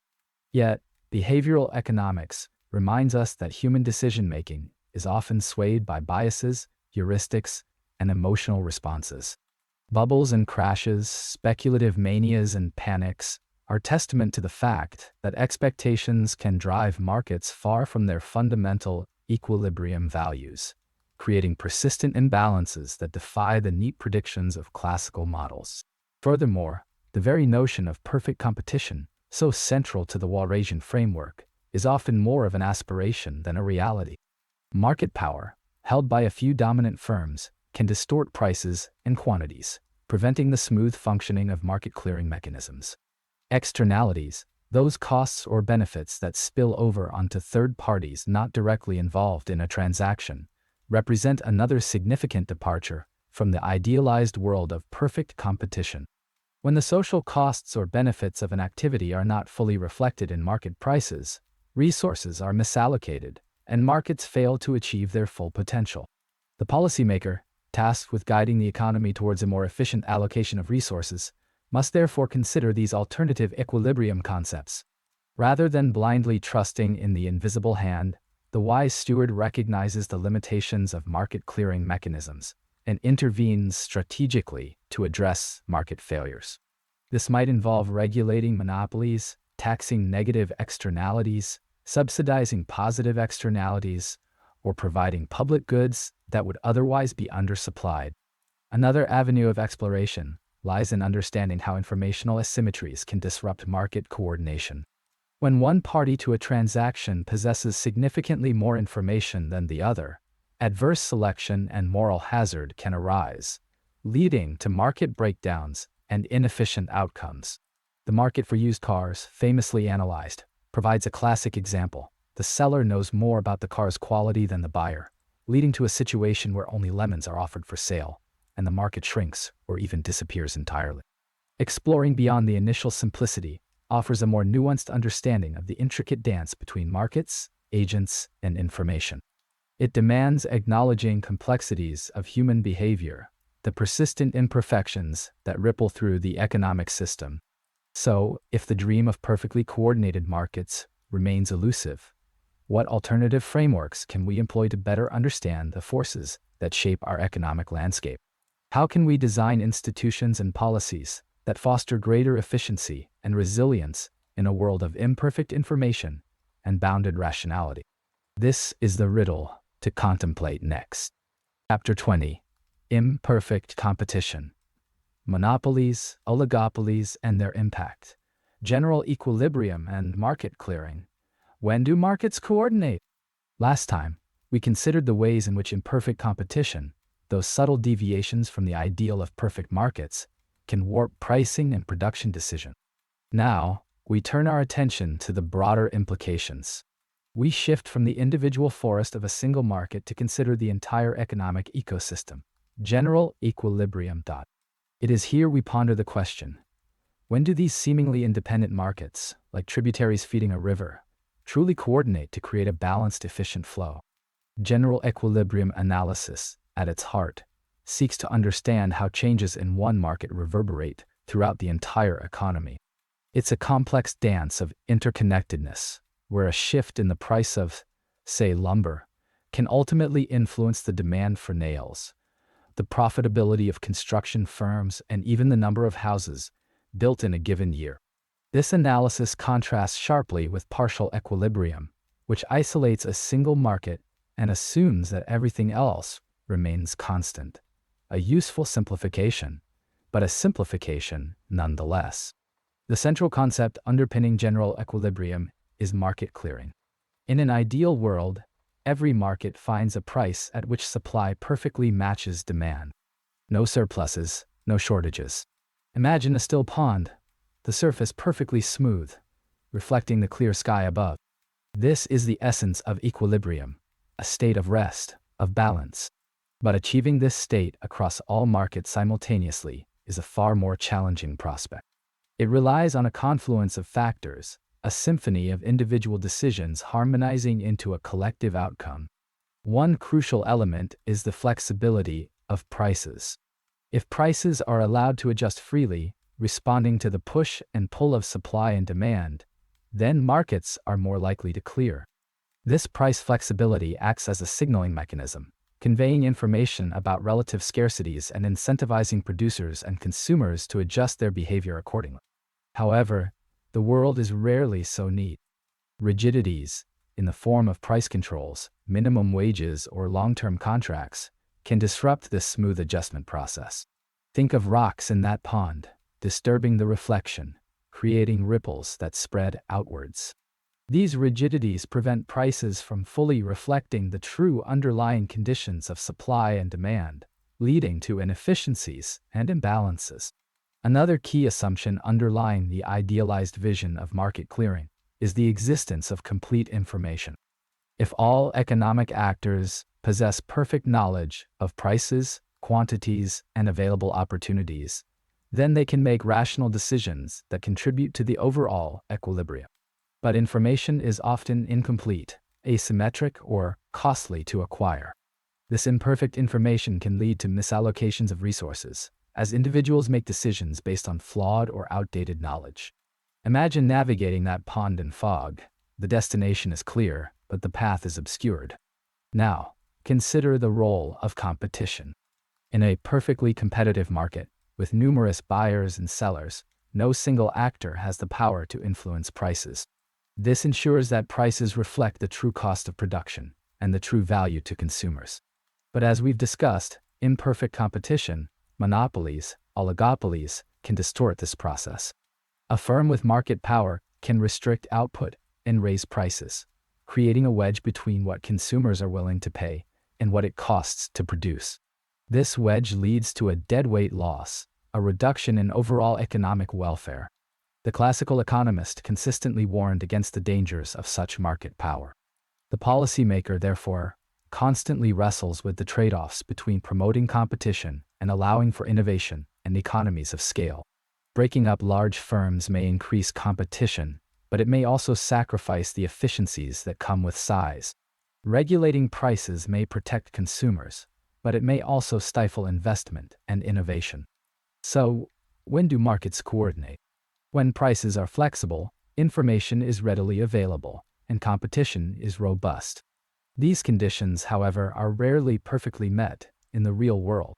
The degree to which markets coordinate depends on the specific characteristics of each market and the policies that govern them. Understanding the nuances of general equilibrium and market clearing is essential for designing policies that promote economic efficiency and improve societal well-being. But perhaps the most important question isn't when markets coordinate perfectly, but rather how far from perfect coordination can we drift before significant harm is done? And how do we even measure that distance? We shall begin to explore these questions next time. Chapter 21: Externalities. When private actions affect others last time, we explored the elegant dance of supply and demand, how individual choices aggregate into market prices. Tonight, we delve into situations where this dance becomes less elegant. We examine instances where the ripples of our individual actions extend beyond our immediate transactions, affecting others who are not directly involved. Think of it like a pond. When you drop a pebble, ripples spread outward. The pebble is the economic action, the immediate transaction. But the ripples? Those are the externalities. An externality arises when a private action imposes a cost or benefit on a third party who did not consent to it. These effects are external to the price mechanism. The market, in its usual, self-correcting manner, fails to fully account for these costs or benefits. Let's consider a factory releasing pollutants into the air. The factory owner, in their cost-benefit analysis, focuses primarily on the direct costs of production, labor, materials, and so on. The benefits flow to the factory in the form of revenue. However, the polluted air imposes costs on the surrounding community: health problems, reduced property values, environmental damage. These costs are external to the factory's decision-making process. The factory doesn't bear the full social cost of its production. Consequently, the factory may produce more than is socially optimal. The market equilibrium, driven by private costs and benefits, doesn't reflect the broader societal impact. It's a market failure, a divergence between private and social costs. The opposite can also occur. Consider a homeowner meticulously tending to their garden. The beauty of the garden benefits not only the homeowner, but also their neighbors and passers-by. This is a positive externality. The homeowner, bearing the full cost of the garden, may choose to invest less in it than would be socially optimal, because they do not capture the full value of the benefits created. So, what can be done? How can we internalize these externalities, bringing private incentives closer to social welfare? One approach involves the careful hand of the policymaker. They can implement regulations, setting limits on pollution levels, or mandating certain safety standards. This forces firms to account for the external costs they impose. Alternatively, taxes can be levied on activities that generate negative externalities, effectively increasing the private cost of the activity and discouraging it. For positive externalities, the policymaker might offer subsidies, such as tax breaks, for installing solar panels or supporting public education. These subsidies lower the private cost of the activity, encouraging more of it. Another avenue involves assigning property rights. Imagine a stream flowing through two properties. If one property owner pollutes the stream, harming the downstream neighbor, clearly defined property rights regarding water quality would empower the harmed neighbor to seek redress, forcing the polluter to internalize the cost of their actions. In a landmark observation, the classical economist noted that, under certain conditions, private bargaining between the parties could lead to an efficient outcome, regardless of the initial allocation of property rights. This elegant solution hinges on low transaction costs and clearly defined rights, conditions not always met in the real world. The challenge lies in identifying and quantifying externalities accurately. It's often difficult to measure the full extent of the impact, particularly for long-term environmental effects. Moreover, political considerations and competing interests can complicate the implementation of effective policies. Externalities represent a fascinating and crucial area of economic study. They highlight the limitations of the perfectly competitive market and underscore the need for thoughtful intervention to align private incentives with social well-being. Understanding externalities allows us to see beyond the immediate transaction and appreciate the interconnectedness of economic activity. It forces us to consider the wider ripples of our choices. As we conclude this exploration of externalities, we are left with the lingering question: how can we best design institutions and policies that encourage individuals and firms to act in ways that benefit not just themselves, but society as a whole? And how can we balance the role of the state with the power of individual action in a world full of interdependencies? Public goods. The challenge of non-rivalry and non-excludability. Good evening. We've spent considerable time exploring how individual markets reach equilibrium. We've observed the dance of supply and demand, the push and pull that ultimately settles into a price, a quantity, a temporary stillness. But now, we step back, ascend to a higher vantage point, to consider the coordination of all markets simultaneously. This is the realm of general equilibrium, a state where every market clears, where every individual's plans mesh perfectly with everyone else. Imagine a vast, interconnected network of pipes, each representing a market. Water, in this analogy, represents resources and goods flowing through the system. In partial equilibrium, we focus on a single pipe, adjusting its valve until the flow is optimal within that pipe. General equilibrium, however, demands that we consider the entire network. We must adjust all the valves simultaneously to ensure a smooth, efficient flow throughout. The question is, can the decentralized decisions of individuals, each focused on their own little pipe, possibly achieve such a coordinated outcome? The core concept driving the potential for market coordination is the price mechanism. Prices, in essence, act as signals. A high price indicates scarcity, encouraging producers to supply more and consumers to demand less. A low price suggests abundance, prompting the opposite responses. This feedback loop, operating across all markets, guides resources to their most valued uses. The classical economist, in his elegantly simple model, posited that under certain conditions, perfect competition, complete information, and well-defined property rights, this price mechanism would indeed lead to a general equilibrium. A state of Pareto efficiency, where no one could be made better off without making someone else worse off. However, the real world is rarely so pristine. Market failures, situations where the price mechanism fails to allocate resources efficiently, are commonplace. And among the most persistent and challenging of these failures is the existence of public goods. Consider a lighthouse. Its beam shines out, guiding ships safely through treacherous waters. The critical features of a public good are these: non-rivalry and non-excludability. Non-rivalry means that one ship's use of the lighthouse's signal does not diminish its availability to other ships. My enjoyment of national defense or clean air does not reduce your enjoyment. Non-excludability means that it is difficult or impossible to prevent ships from benefiting from the lighthouse's signal, even if they haven't paid for it. It is difficult to exclude anyone from enjoying the benefits of clean air or national defense. These characteristics pose a fundamental problem for markets. Because individuals cannot be excluded, they have little incentive to pay for the good voluntarily. Why contribute to the lighthouse fund when you can simply wait for others to do so and still benefit from its light? This is the classic free rider problem. And because one person's consumption doesn't diminish the good for others, there is no market-based incentive to produce the optimal amount. The market, left to its own devices, will almost certainly undersupply public goods. This is where the policymaker enters the picture.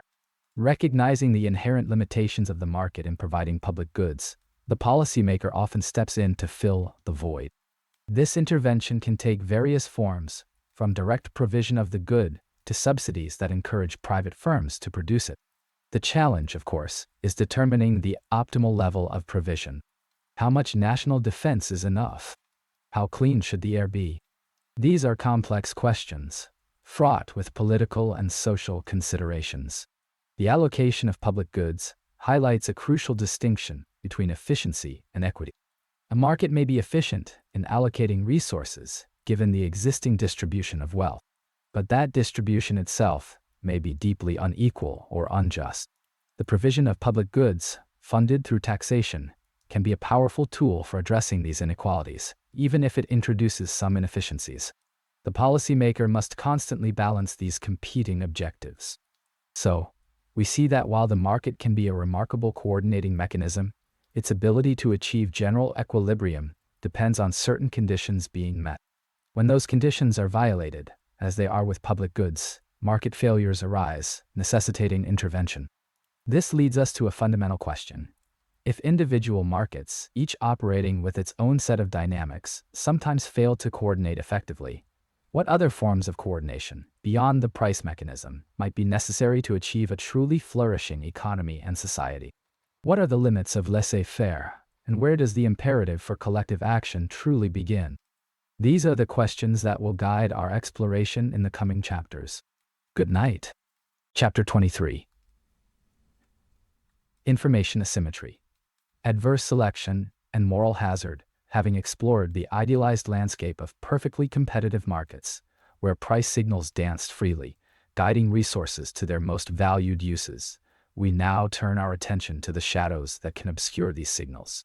We venture into the realm of information asymmetry, a concept as subtle as a whisper in a crowded room, yet powerful enough to disrupt the delicate balance of general equilibrium.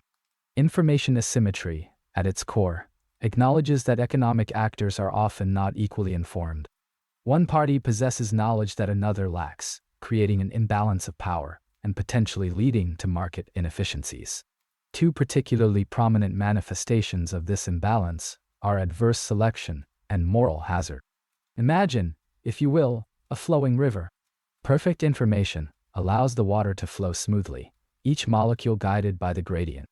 Information asymmetry introduces rocks and eddies, disrupting the flow and diverting its course. Adverse selection arises before a transaction occurs.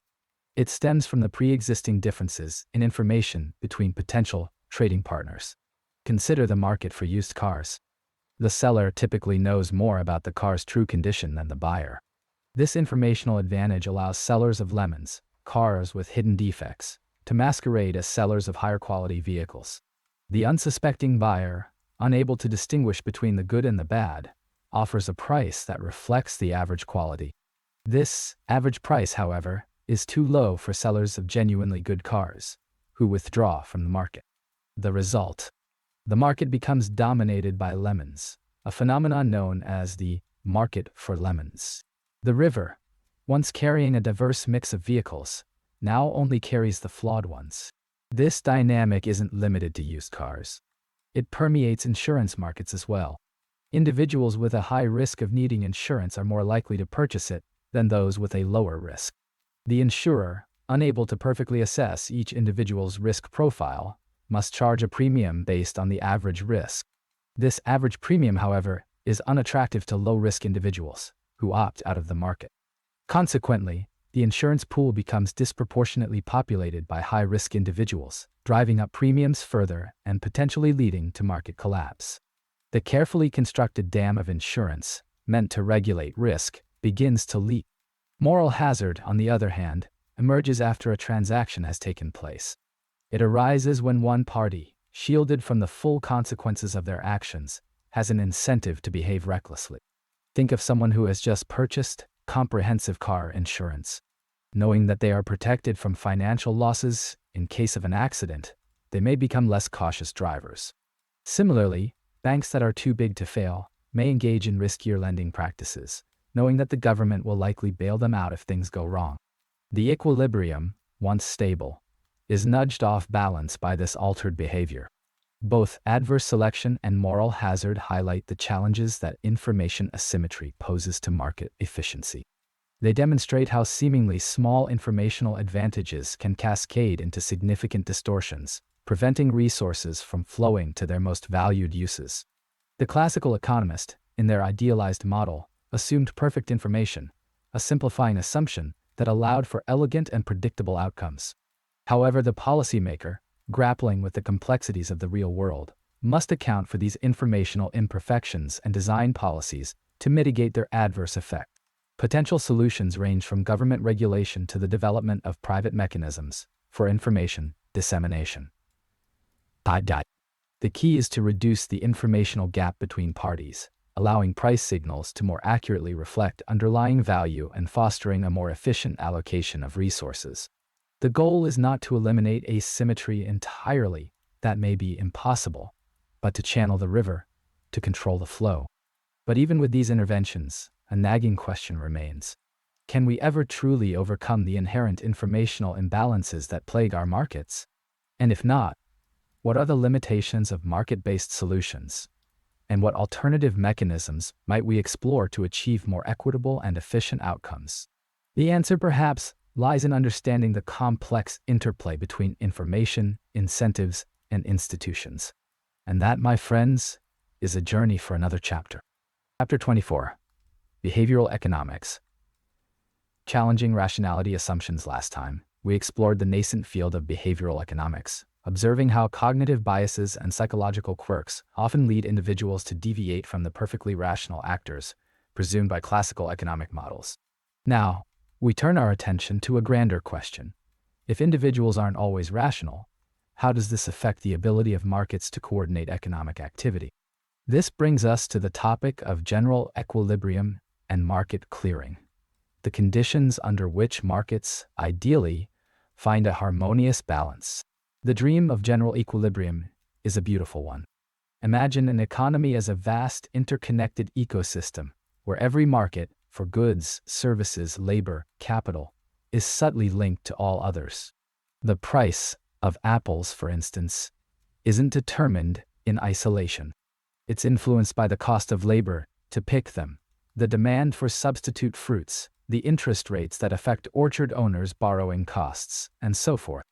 General equilibrium theory seeks to understand how all these markets can simultaneously reach a state of balance, where supply equals demand in each, and no agent has an incentive to change their behavior.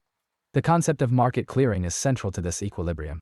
It simply means that the quantity of a good or service supplied equals the quantity demanded at the prevailing price. No surpluses linger, no shortages persist.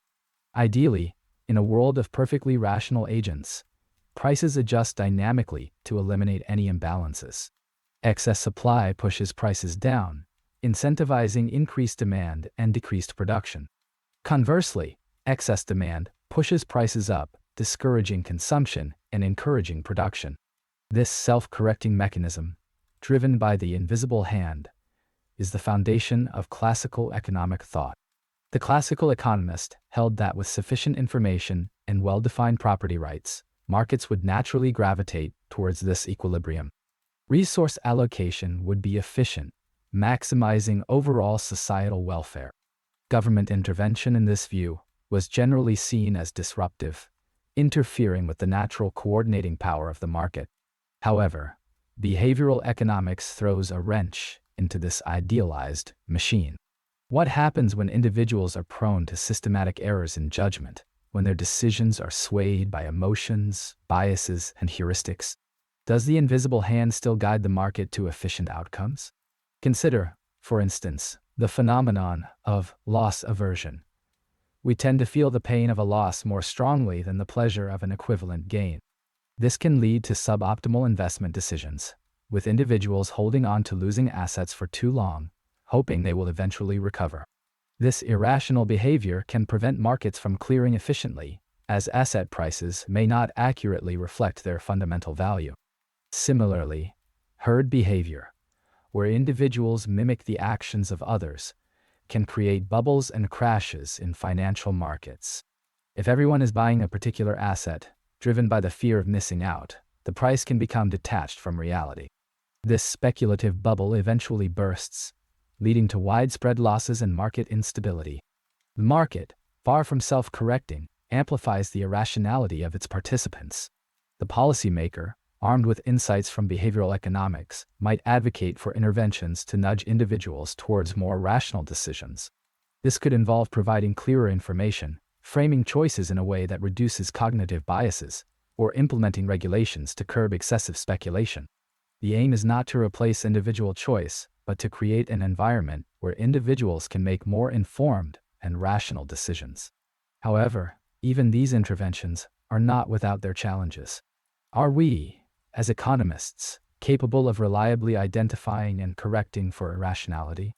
Is there a risk that well-intentioned interventions could have unintended consequences, distorting market signals and undermining efficiency? These are complex questions, and the debate over the appropriate role of government in shaping economic behavior continues to evolve. So as we drift off into the night, consider this. If the bedrock assumption of perfect rationality is flawed, how much reliance can we truly place on the self-correcting mechanisms of the market? And to what extent should we strive to nudge, or perhaps even engineer, more rational outcomes. Our explorations into the future of macroeconomics may hold some answers. Until then, sleep soundly. The role of government. Intervention in market failures. Good evening. Last time, we explored the elegant dance of supply and demand. How individual actors, driven by self-interest, seemingly conspire to create order from chaos. But that idyllic picture, while often remarkably accurate, isn't always the full story. Tonight, we delve into situations where the spontaneous coordination falters, where the invisible hand needs a nudge. We'll be focusing on the concept of general equilibrium and market clearing. When do markets coordinate, and how the government might step in to correct imbalances? To understand market failures, we must first appreciate what it means for markets to succeed. The ideal scenario is one of general equilibrium. Imagine a vast, interconnected network of markets for labor, capital, goods, and services. General equilibrium occurs when all these markets simultaneously clear. That is, when supply equals demand in every single market, at prices that reflect the true costs and benefits of production and consumption. This is a state of perfect harmony, a symphony of transactions. Resources are allocated efficiently, and everyone is, in theory, as well off as they can be, given the available resources and technology. So, when do markets coordinate effectively? The answer, like most things in economics, is, it depends. Several conditions are crucial. First, we need complete information. Buyers and sellers must be aware of all relevant prices, qualities, and opportunities. If information is lacking or asymmetric, if, for instance, a seller knows more about a product's defects than the buyer, the market's self-correcting mechanism can break down. Second, perfect competition is key. Many small firms, none with the power to influence prices, monopolies, or even oligopolies, can distort the market, leading to higher prices and lower output than would be efficient. Third, and perhaps most subtly, we need no externalities. This means that the production or consumption of a good or service shouldn't impose costs or benefits on third parties who are not directly involved in the transaction. Think of a factory polluting a river. The factory doesn't bear the full cost of its production, the downstream communities do. This creates a divergence between the private cost and the social cost, leading to overproduction of the polluting good. Similarly, education generates positive externalities. A more educated populace benefits society as a whole, not just the individual student. This can lead to underinvestment in education if left solely to the market. When these conditions are violated, we have a market failure. And this is where the role of government becomes relevant. The policymaker, armed with the tools of regulation, taxation, and subsidies, can attempt to correct these failures and move the economy closer to the ideal of general equilibrium. For example, regulations might limit pollution, taxes might discourage consumption of harmful goods, and subsidies might encourage investment in education or renewable energy. This is not to say, however, that government intervention is always the answer. Interventions themselves can have unintended consequences, creating new distortions or inefficiencies. The policymaker must tread carefully, weighing the potential benefits against the potential costs. The classical economist, even in the face of obvious market failures, might argue that government intervention is more likely to do harm than good, pointing to the law of unintended consequences and the potential for government overreach. The task, then, is to find the delicate balance, the optimal level of intervention that maximizes social welfare. This requires careful analysis, a deep understanding of the underlying causes of the market failure, and a realistic assessment of the government's capabilities. Are markets truly incapable of finding equilibrium? Or are the observed inefficiencies merely temporary deviations, correctable with time and better information? These are not easy questions, and the answers, often, are far from clear. Thinking ahead, this exploration of market failures naturally leads us to the question of public goods. Goods that are non-excludable and non-rivalrous, like national defense or clean air. Can the market ever efficiently provide such goods? And if not, what role should the government play? That, perhaps, is a question for another evening. Until then, may your nights be filled with equilibrium of the peaceful variety. Good night. Chapter 26. Market Design. Engineering Efficient and Equitable Markets. Good evening. Tonight, we delve into the fascinating realm where individual markets cease to be isolated entities and instead become interconnected threads in a grand economic tapestry. This is the world of general equilibrium and market clearing. We ask a crucial question: when do markets truly coordinate? Imagine a symphony orchestra. Each instrument, each musician, operates within its own specific domain, a melody, a rhythm. Yet, the true magic emerges when all these individual parts blend together, creating a harmonious whole. Similarly, in an economy, individual markets for goods, labor, and capital function independently. But the ultimate goal is a state of general equilibrium, where all markets clear simultaneously. This means that the quantity supplied equals the quantity demanded for every good and service, leaving no shortages or surpluses. The concept of market clearing is fundamental. It's the point of balance, the intersection where the desires of buyers and sellers find resolution. Prices act as the crucial signals in this process, conveying information about relative scarcity and value. When demand exceeds supply, prices rise, incentivizing producers to increase output and dampening consumer demand. Conversely, when supply exceeds demand, prices fall, discouraging production and stimulating consumption. This continuous dance between supply and demand, guided by prices, is the mechanism that pushes markets towards equilibrium.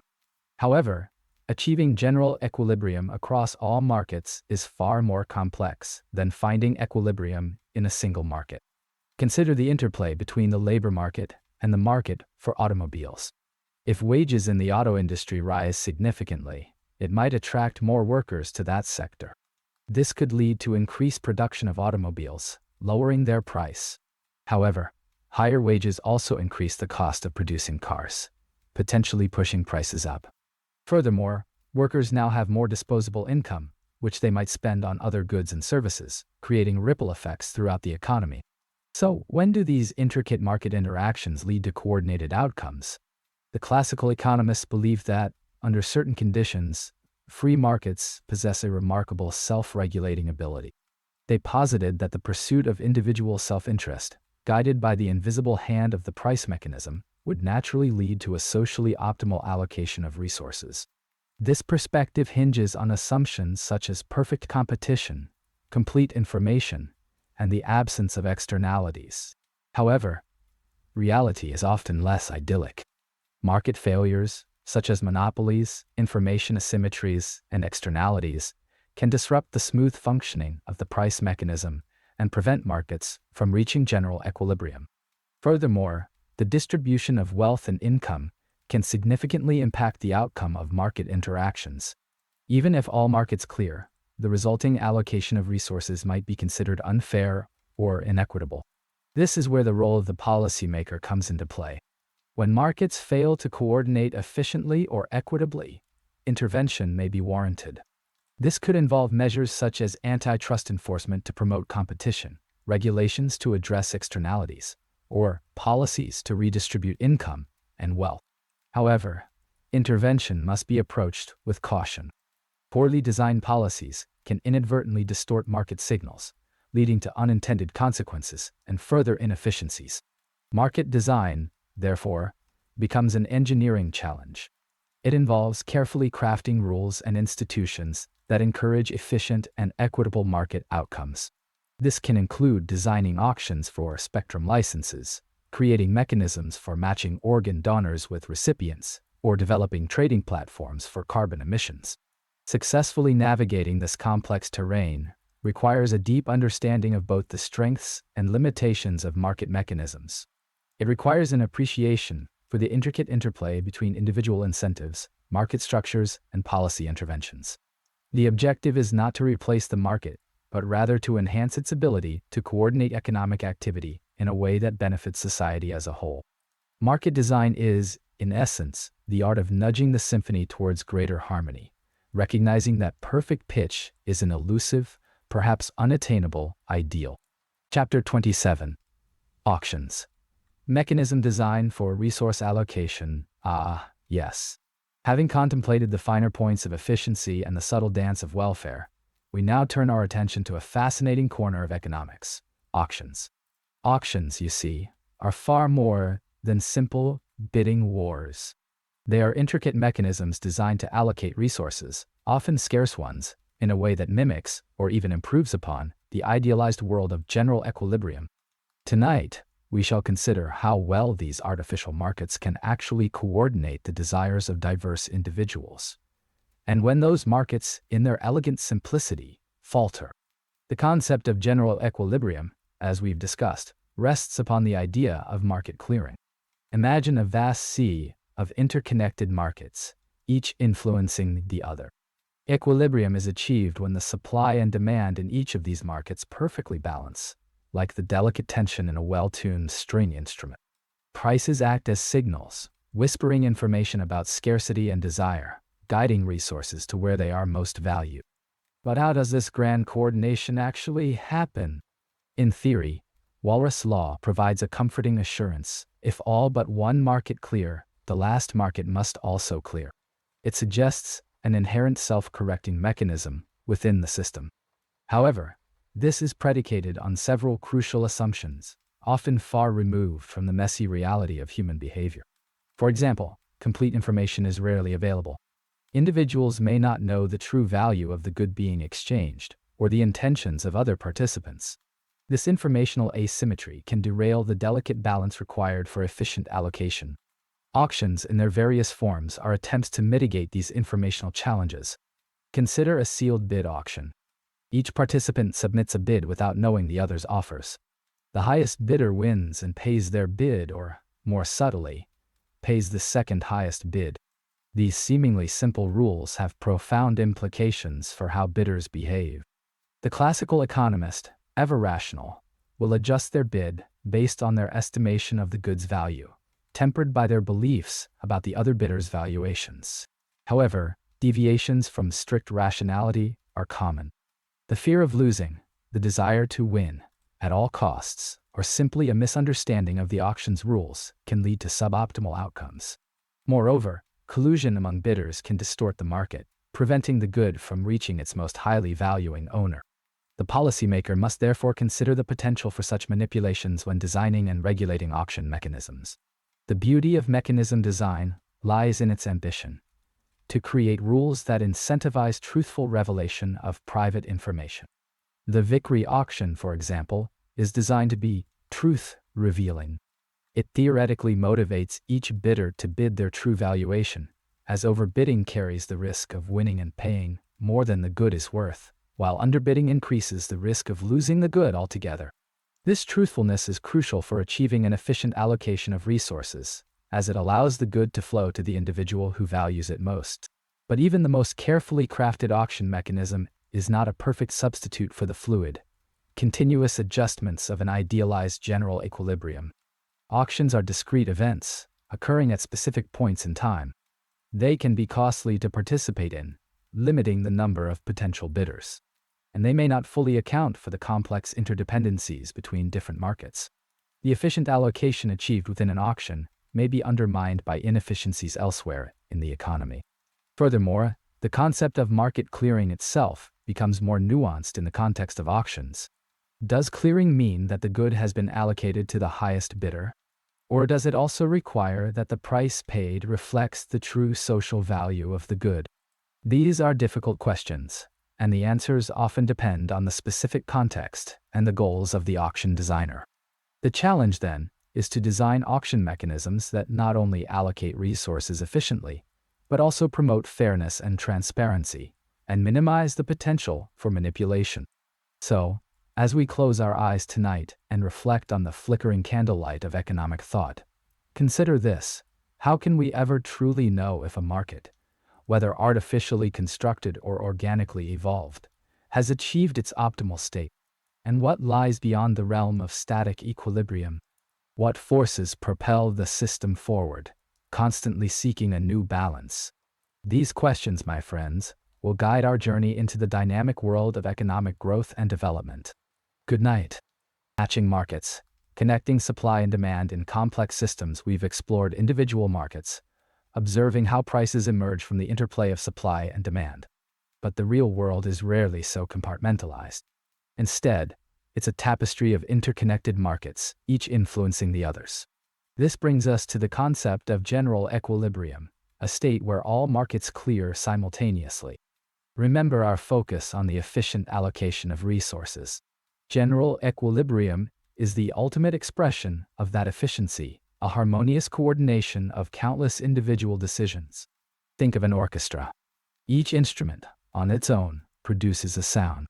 But it is the conductor, the orchestrator of the entire ensemble, who brings forth a symphony. In an economy, the price mechanism, the dynamic interplay of supply and demand, attempts to play this conductor role. But does it always succeed? When do markets coordinate, and when do they falter? At the heart of this question lies the concept of market clearing. A market clears when the quantity supplied equals the quantity demanded at a particular price. In an individual market, this seems straightforward. But in a world of interconnected markets, the implications ripple outwards. If the market for steel clears, for example, it affects the price of cars, bridges, and countless other goods that use steel as an input.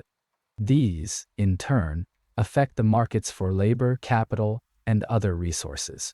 The classical economist, in his wisdom, argued that markets do tend to coordinate naturally.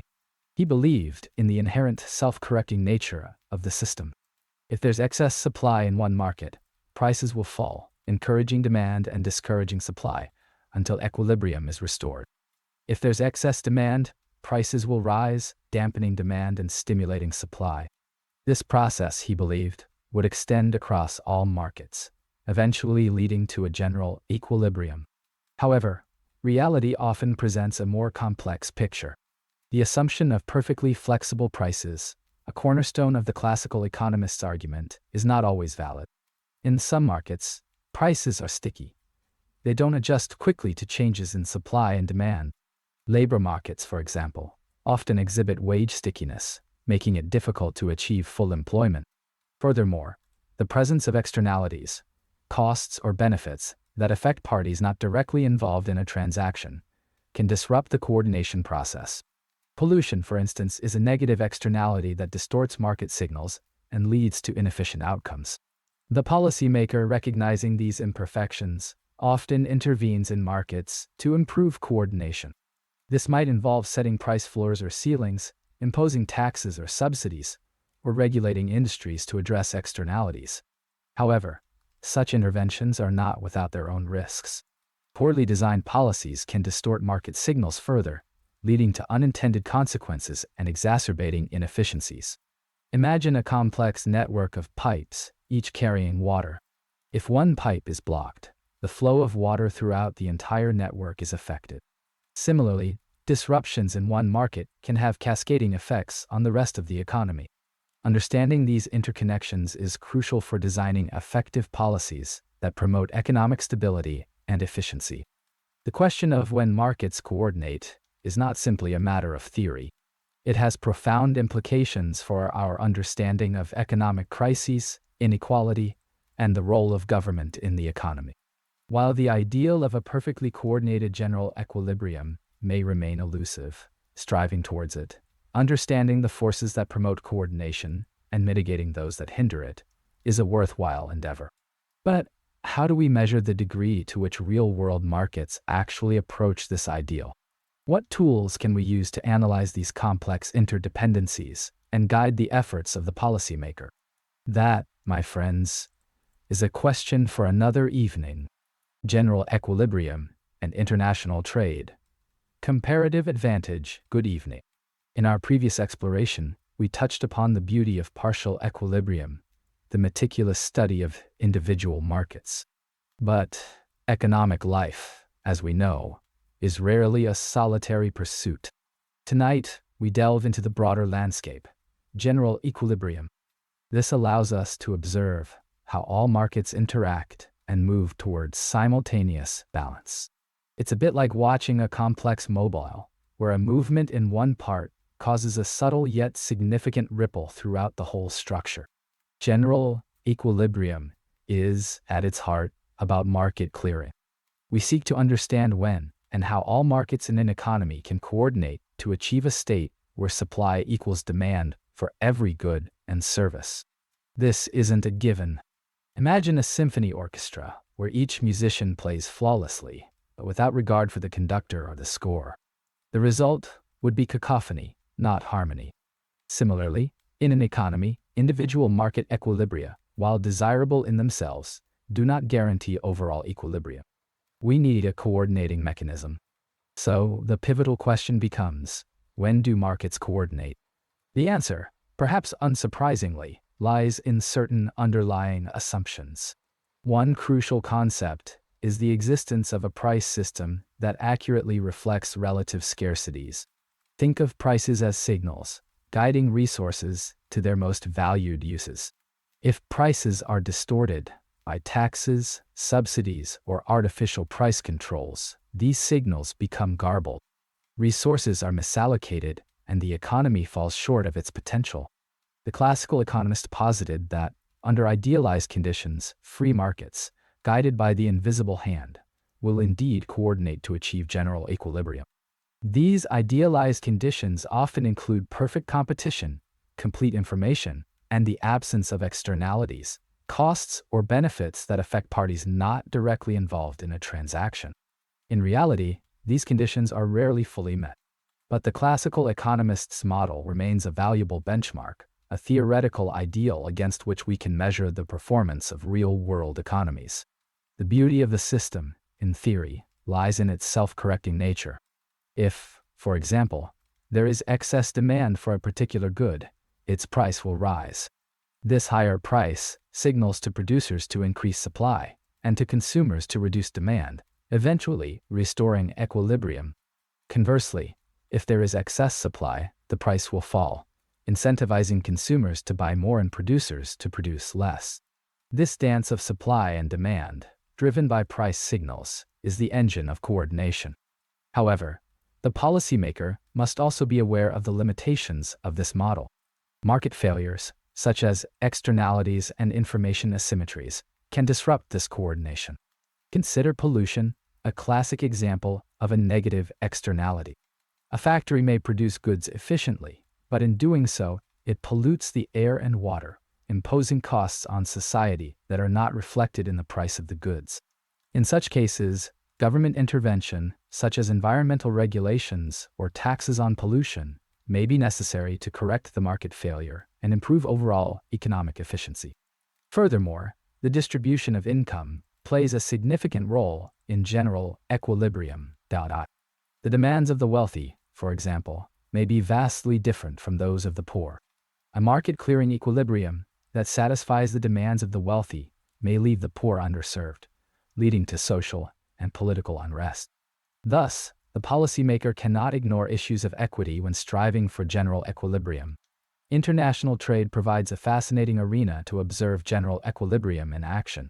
Different countries possess different resources and technologies, leading to comparative advantages in the production of certain goods. By specializing in the production of goods in which they have a comparative advantage in trading with other countries, all countries can potentially benefit. This specialization in trade leads to a new general equilibrium across multiple economies.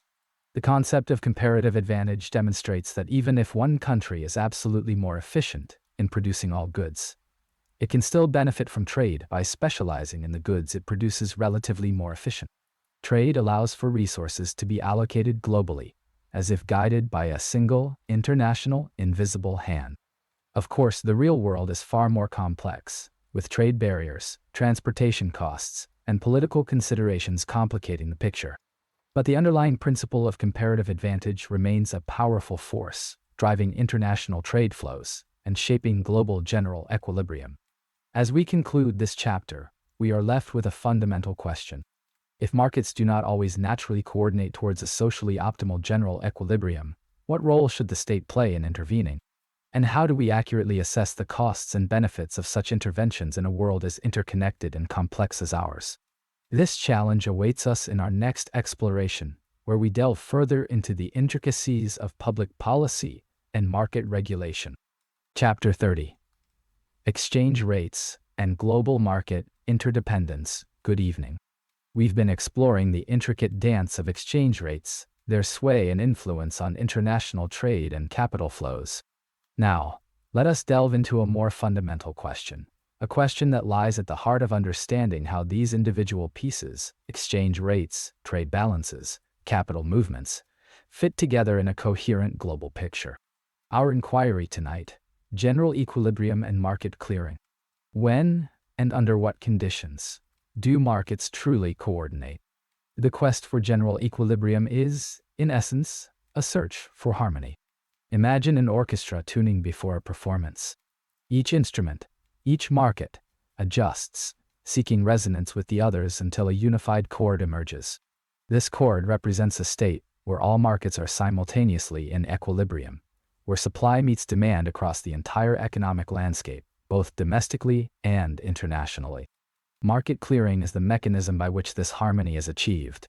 Think of a perfectly balanced scale. On one side, we have the forces of supply, the willingness and ability to offer goods and services.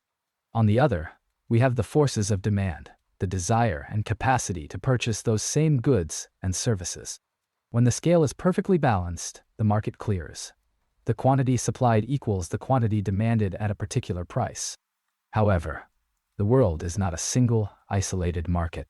It's a network of interconnected markets, each influencing and being influenced by the others. Consider the foreign exchange market. Its primary function is to clear the excess demand or supply of currencies. The exchange rate, the price of one currency in terms of another, acts as the equilibrating force, adjusting to ensure that the amount of dollars people want to buy with euros equals the amount of euros people want to buy with dollars. This, in turn, affects the trade balance.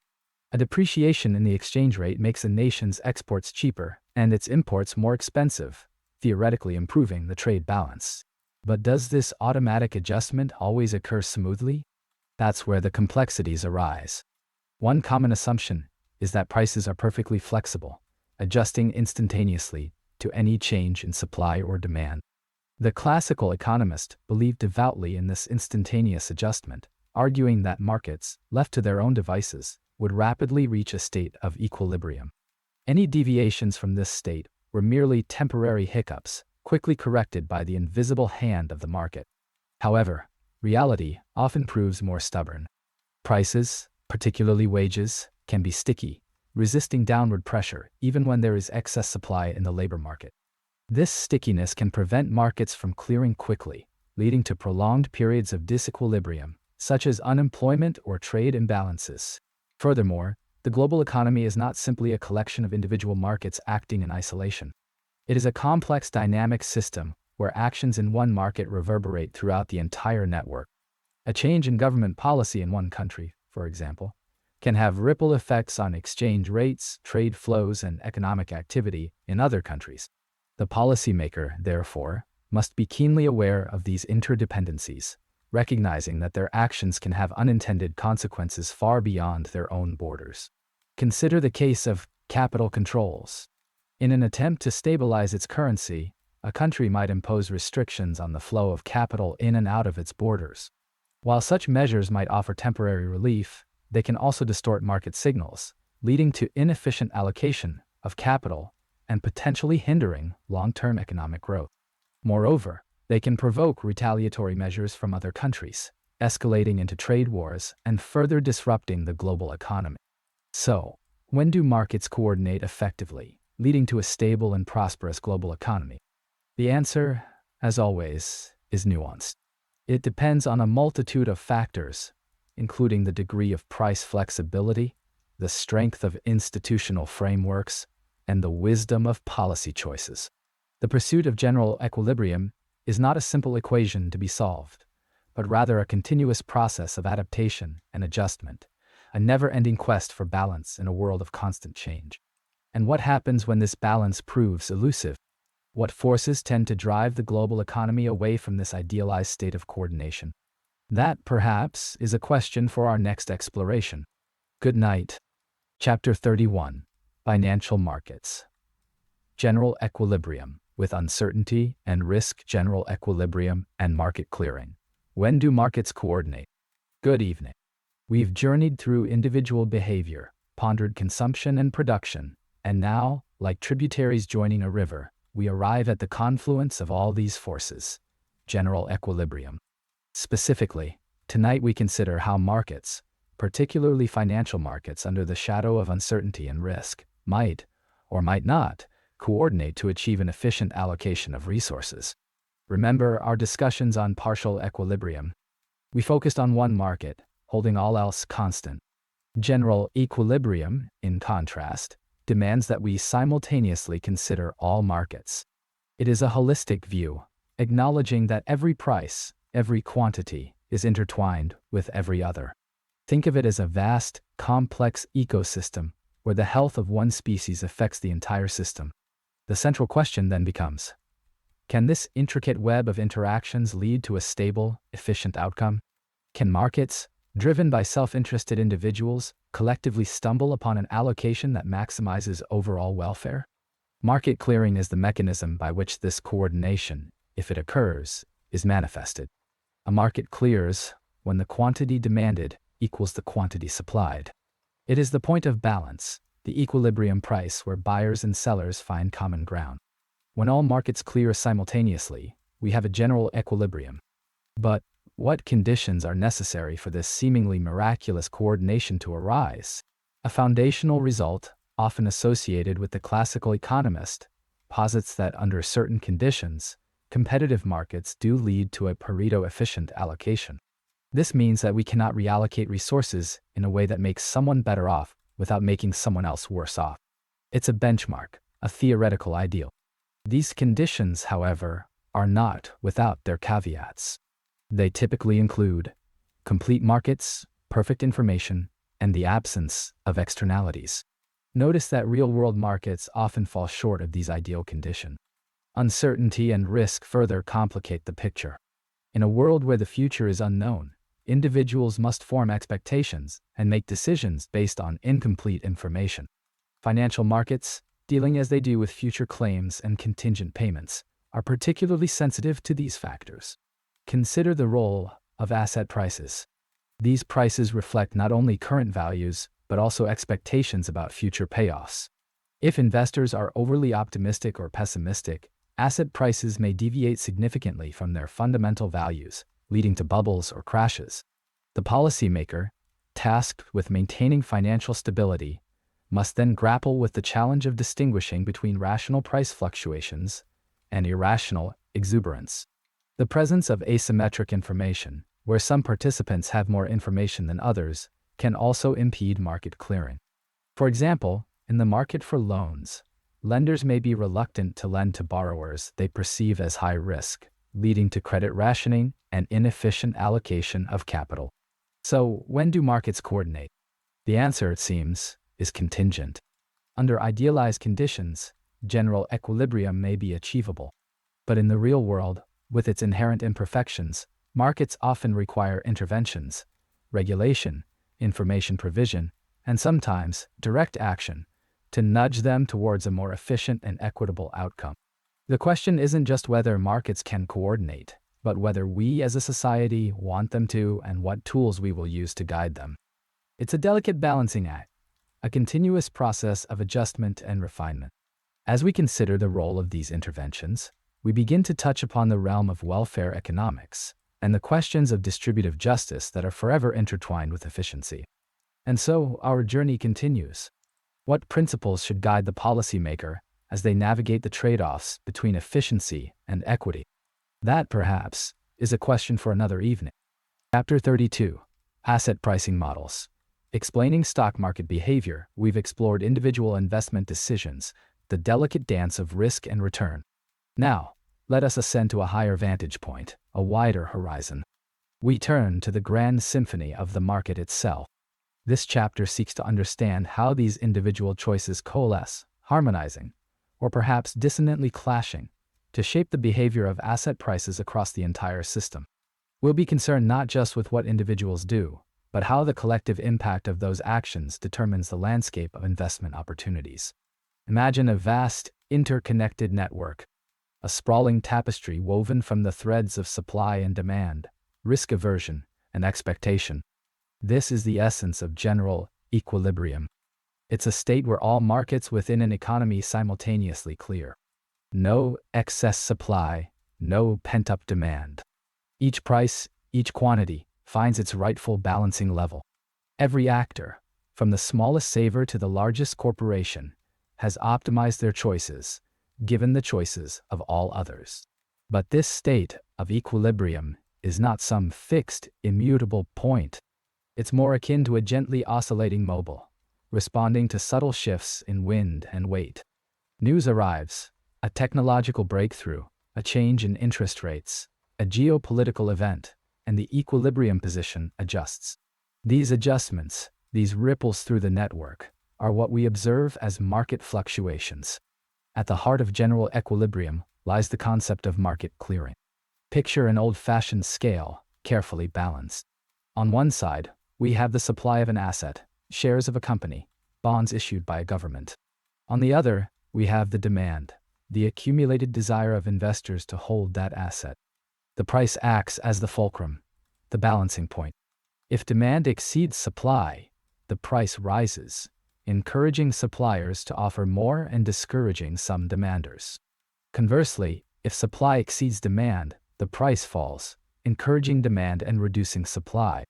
The market clears when the price reaches a level where supply and demand are precisely equal. Everyone who wants to buy at that price can, and everyone who wants to sell can. No frustration, no unfulfilled desire. Only balanced satisfaction. The question then becomes, under what conditions can we reasonably expect markets to coordinate effectively to reach this state of general equilibrium? One crucial factor is information. A market flooded with incomplete or asymmetric information is like a ship navigating in dense fog. Investors struggle to accurately assess the true value of assets, leading to mispricing and inefficiencies. Consider the scenario where the classical economist champions perfect information. Every investor possesses the same knowledge, the same ability to analyze that knowledge. Prices rapidly reflect all available information. There is no room for arbitrage, no chance to profit from mispricing. The market coordinates perfectly, allocating resources efficiently. However, reality is rarely so pristine. The policymaker often grapples with the effects of limited information, behavioral biases, and regulatory imperfections. These frictions hinder the smooth flow of information, creating opportunities for some to exploit the ignorance of others. In such a world, the market's coordinating abilities are diminished, and asset prices may deviate significantly from their fundamental values. Furthermore, human psychology can play a disruptive role. Herd behavior, overconfidence, and fear can drive asset prices far beyond what fundamental analysis would suggest, creating bubbles and crashes. These episodes highlight the limitations of the market's coordinating abilities, demonstrating that rationality is not always the dominant force. In these instances, the mobile swings wildly, threatening to topple from its carefully constructed base. We've seen how the interplay of individual decisions and the availability of information shapes the behavior of asset prices within a broader economic system. The idealized vision of perfectly coordinated markets, rapidly adjusting to new information, stands in stark contrast to the reality of imperfect information, behavioral biases, and periodic bouts of irrational exuberance or despair. These imperfections introduce noise and volatility into the system, creating both challenges and opportunities for investors. As we move forward, we will delve deeper into specific asset pricing models, exploring how these models attempt to capture the complexities of real-world markets. What role do expectations play? How do we incorporate risk aversion into our model? These are questions that will guide our exploration in the chapters to come. Chapter 33, General Equilibrium and Economic Growth, Long-Run Dynamics. Yes. After our brief sojourn into the specificities of individual markets, we find ourselves now standing back, taking a wider view. We seek to understand not just the ripples in a single pond, but the interconnected currents that shape the entire economic ocean. Tonight, we contemplate general equilibrium and market clearing. The question of whether and when markets truly coordinate to produce an optimal outcome for all. Imagine a vast, intricate clockwork mechanism. Each gear represents a different market: labor, capital, goods, services. Each turns independently, yet their rotations are interdependent. The price of steel influences the demand for auto workers. The availability of credit dictates the pace of technological innovation. General equilibrium seeks to determine if there exists a set of prices, a specific tension in each spring, a precise alignment of each cog that allows all these markets to simultaneously clear. What does market clearing truly mean? Simply, that at the prevailing price, supply equals demand in every market. No excess, no shortage. A state of peaceful coexistence between buyers and sellers. But the crucial question remains: does this idealized state actually exist? And if it does, can the free interplay of market forces reliably lead us there? The classical economist, with a confident hand, would argue that the answer is a resounding yes. In this view, prices are highly flexible signals, rapidly adjusting to reflect the underlying forces of supply and demand. Any temporary disequilibrium, a surplus of unsold goods, a scarcity of skilled workers, is swiftly corrected by the price mechanism. The invisible hand, as it were, guides us towards an equilibrium where resources are allocated efficiently, where everyone who desires to work at the prevailing wage can find employment, where all goods produced find willing buyers. However, the world, as we know, is rarely so perfectly aligned. The policymaker, wrestling with the complexities of unemployment, inflation, and inequality, might understandably express a healthy dose of skepticism. Imperfect information, sticky prices, and externalities can all throw a wrench into the smooth functioning of the market mechanism. Consider the housing market. A sudden shock, a change in interest rates, a shift in demographic trends, can lead to a rapid boom or bust. The prices of houses may not immediately adjust to reflect the new reality, creating a period of disequilibrium where supply and demand are wildly out of sync. This, in turn, can have cascading effects throughout the economy, impacting everything from construction jobs to consumer spending. Furthermore, the very idea of optimal allocation is not without its challenges. General equilibrium analysis often assumes a static world, with fixed preferences and technology. But the real world is dynamic.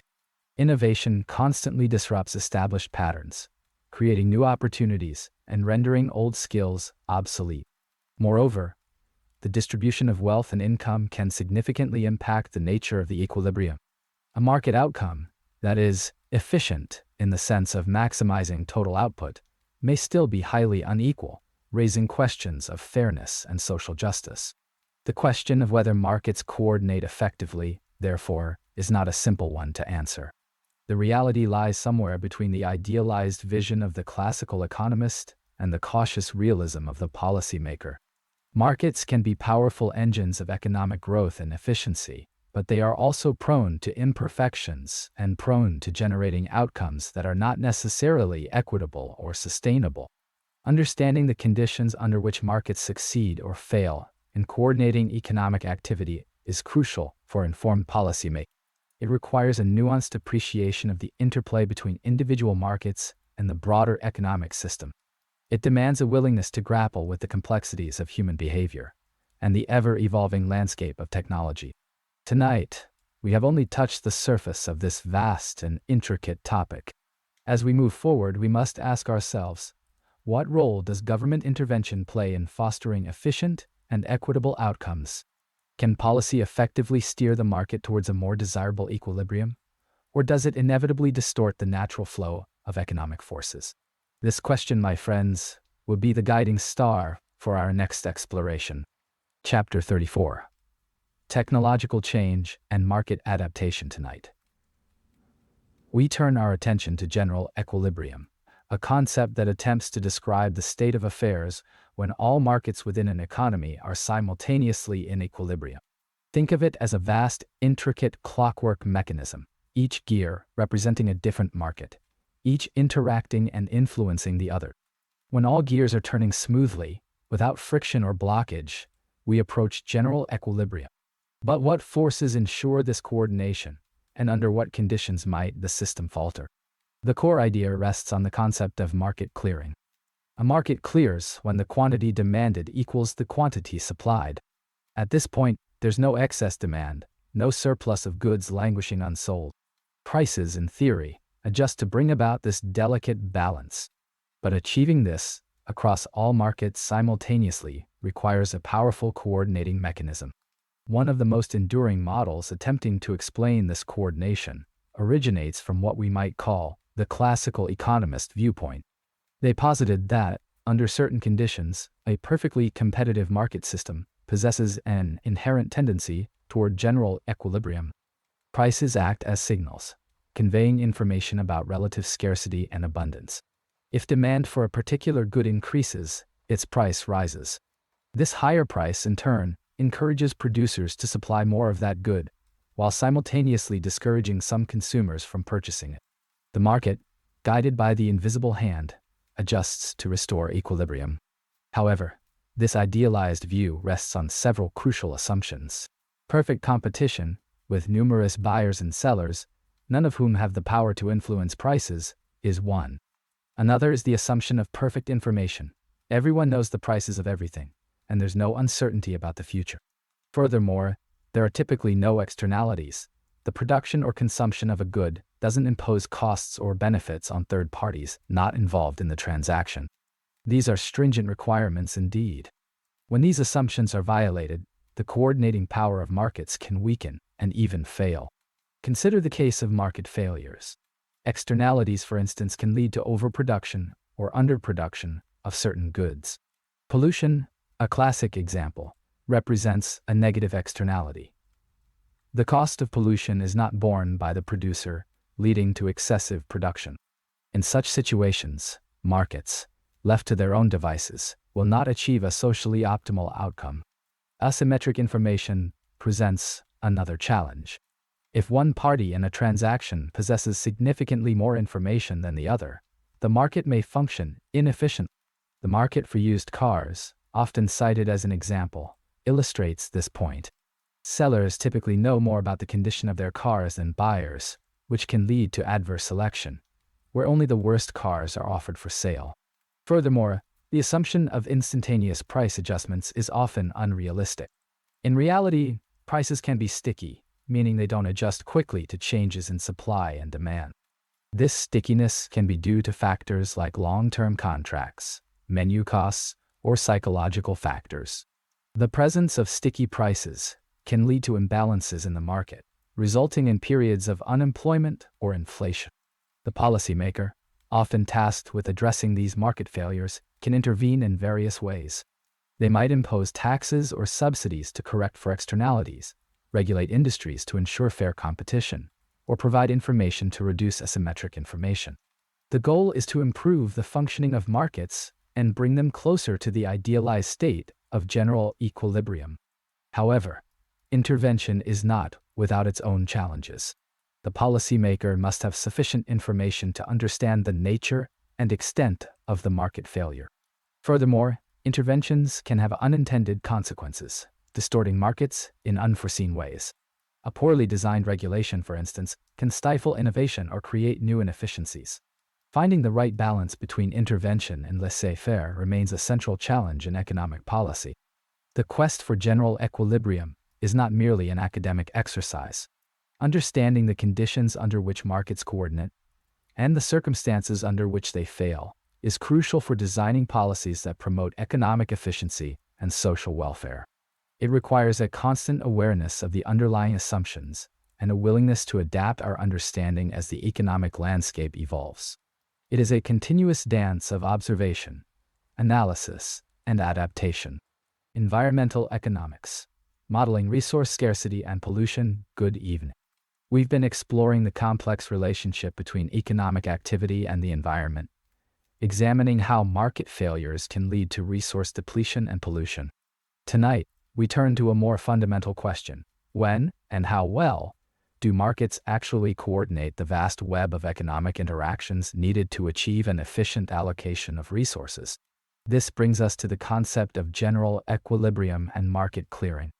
Think of it as examining the entire orchestra, rather than just a few instruments. Imagine, if you will, an intricate tapestry. Each thread represents a market. The market for steel, the market for wheat, the market for labor, and so on. These markets are not isolated. They are interconnected. Changes in one market ripple through the others. A sudden increase in the demand for electric vehicles, for example, will influence the demand for lithium, cobalt, and the electricity itself, which, in turn, will affect the demand for power plants and the fuels they consume. General equilibrium analysis attempts to model these interdependencies, to understand how all these markets interact to determine prices and quantities in the entire economy.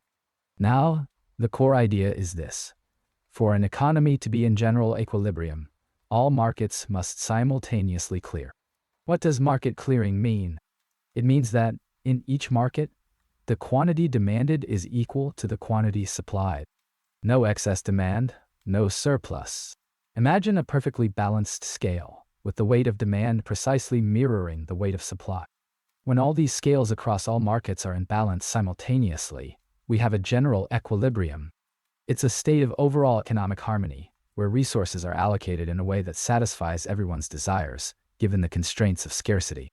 But achieving this harmony is not automatic. It requires a mechanism to coordinate the actions of countless individuals and firms. And that mechanism, in many economic models, is the price system. Prices act as signals, conveying information about scarcity and value. If the demand for a particular resource increases, its price rises, signaling to producers to increase production and to consumers to reduce consumption. This price adjustment mechanism, theoretically, guides the economy towards equilibrium. However, the question of whether markets actually coordinate effectively is a complex one. The classical economists believed that competitive markets, left to their own devices, would naturally gravitate towards a general equilibrium. Any disturbances would be self-correcting. But this rosy view relies on several crucial assumptions: perfect competition, complete information, and the absence of externalities. These assumptions are rarely, if ever, fully met in the real world. For instance, externalities, which we have discussed extensively, represent a significant departure from this ideal. When the production or consumption of a good generates costs or benefits that are not reflected in its price, pollution being a prime example, the market will fail to allocate resources efficiently. The price signal is distorted, and the equilibrium reached will not be socially optimal. Think of a river polluted by factory runoff. The price of the factory's goods does not reflect the cost borne by those downstream who rely on the river for clean water. Furthermore, the assumption of complete information is often violated. Consumers and producers may not have all the information they need to make rational decisions. This is particularly relevant in environmental contexts, where the long-term consequences of our actions are often uncertain and difficult to quantify. So, when do markets coordinate? Under idealized conditions, with perfect competition, complete information, and no externalities, markets can, in theory, lead to an efficient allocation of resources. However, these conditions are rarely met in practice, especially in environmental contexts. Market failures, such as externalities and information asymmetries, often lead to suboptimal outcomes, justifying the intervention of the policymaker. The policymaker may use taxes, subsidies, or regulations to correct these market failures and steer the economy towards a more sustainable path. As we conclude this evening, consider this. If markets, in their purest form, often fall short of achieving ideal resource allocation, what are the limits of interventions designed to correct those failures? How can we design effective policies that account for the complex interactions within the economy and the inherent uncertainties of environmental systems? This sets the stage for our next exploration, where we'll delve into the specific tools and techniques used to manage environmental externalities. Chapter 36, Climate Change and General Equilibrium. A global challenge. Yes, we've spent some time discussing the intricacies of climate policy, particularly focusing on individual market failures. But to truly grasp the scale of the challenge, we must ascend to a higher vantage point, a perspective that considers the interconnectedness of all markets, all actors. Tonight, we delve into the realm of general equilibrium and contemplate its capacity, or perhaps its limitations, in the face of a global climate crisis. Think of it as stepping back from a single painting to view the entire gallery, understanding how each piece influences the perception of the others. General equilibrium, at its heart, is a beautiful, if somewhat idealized, construct. It paints a picture of a world where all markets clear simultaneously. Supply gracefully meets demand in every sector, resources are allocated efficiently, and societal welfare is maximized, at least under certain well-defined conditions. We ask ourselves, almost wistfully, when do markets coordinate? When does this delicate dance of production and consumption truly lead to a harmonious balance? The bedrock of general equilibrium lies in the concept of market clearing. This simply means that for every good and service, the quantity supplied equals the quantity demanded at the prevailing price. The price, in this paradigm, acts as a signal, a messenger conveying information about scarcity and desirability. If demand exceeds supply, the price rises, incentivizing producers to increase output and discouraging consumers from overconsuming. Conversely, if supply exceeds demand, the price falls, pushing producers to reduce output and attracting new consumers. This self-regulating mechanism, when functioning smoothly across all markets, creates a state of general equilibrium. However, and this is a crucial point, the attainment of general equilibrium hinges on several key assumptions. One such assumption is the absence of externalities. An externality, as we've discussed, is a cost or benefit that is not reflected in the market price. Climate change is, arguably, the quintessential example of a negative externality. The burning of fossil fuels releases greenhouse gases into the atmosphere, contributing to global warming and its associated consequences. These consequences, such as rising sea levels, extreme weather events, and disruptions to agriculture, are not fully borne by those who consume fossil fuel. The cost is externalized, spread across the globe and to future generations. This disconnect between private cost and social cost undermines the efficiency of the market mechanism. The price of fossil fuels does not accurately reflect the full societal cost of their use. Consequently, we overconsume them, leading to a level of greenhouse gas emissions that is far from optimal from a societal perspective. In the language of general equilibrium, the presence of this massive externality prevents the system from converging to an efficient allocation of resources. The classical economist might argue that even with externalities, markets, given enough time, will find solutions. Perhaps technological innovation will provide clean energy alternatives, or individuals will voluntarily reduce their carbon footprint. But the urgency of climate change, the exponential nature of its potential impacts, challenges this laissez-faire perspective.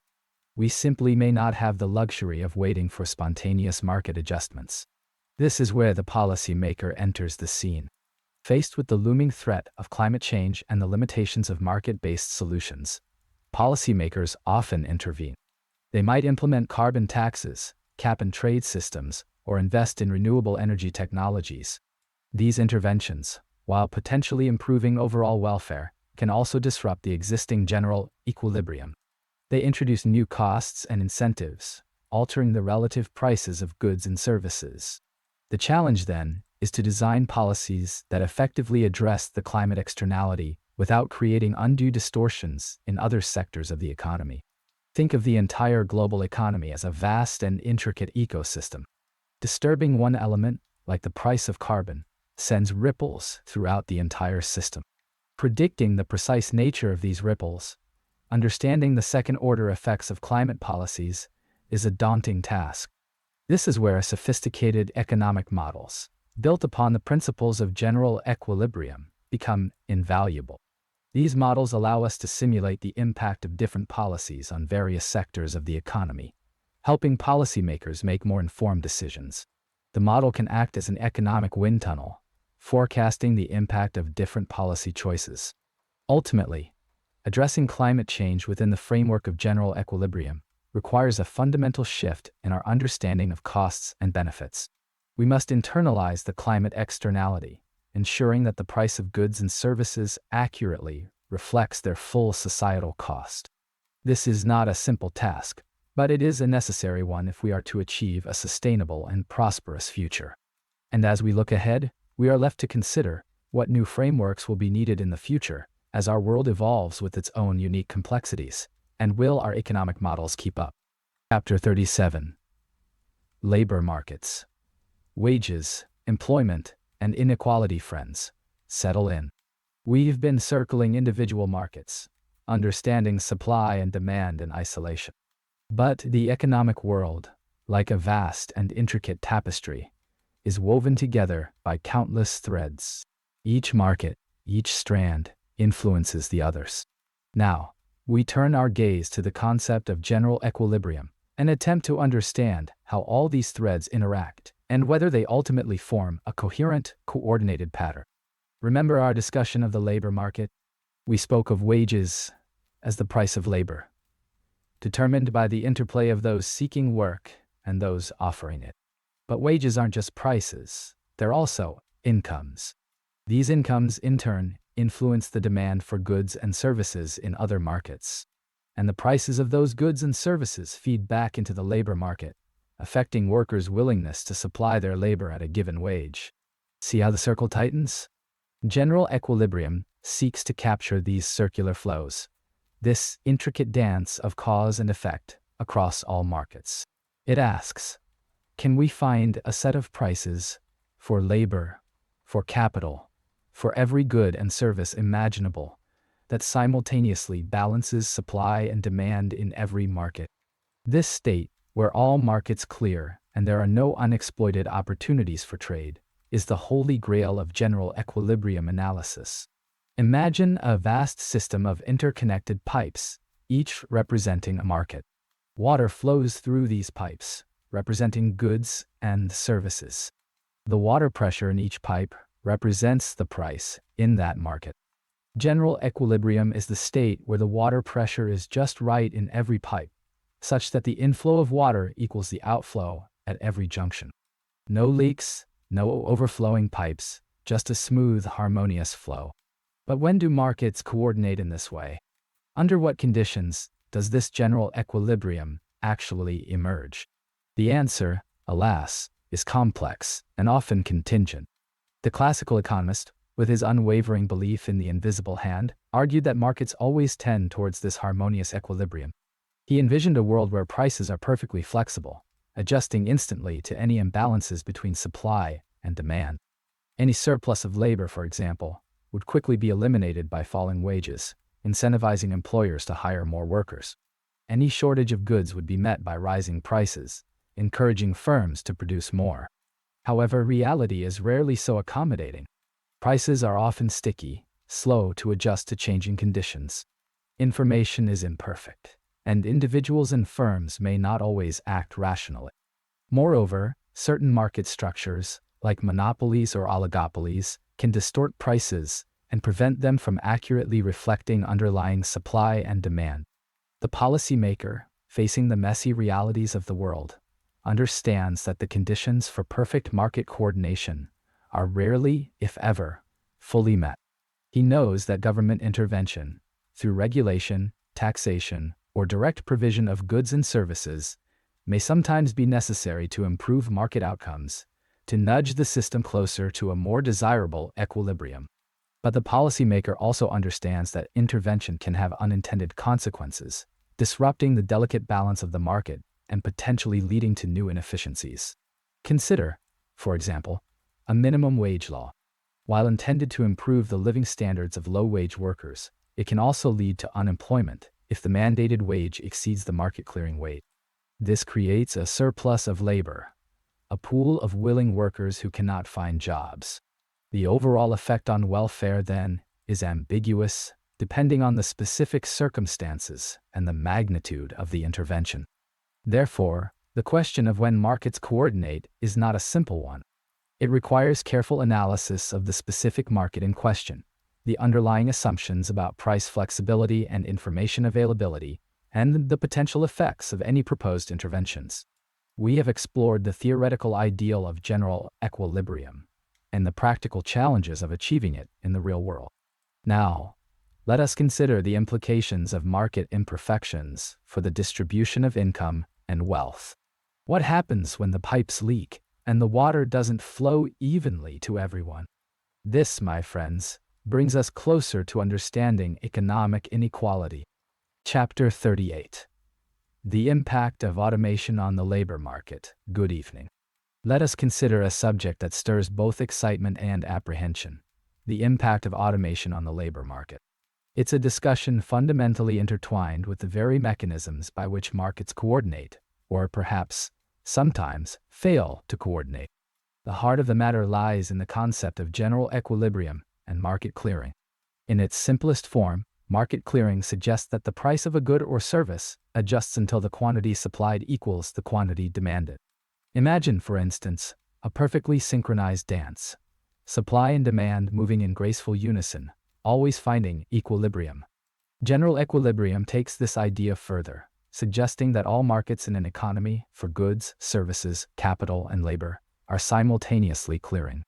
Each market influences the others, creating a complex, interconnected system.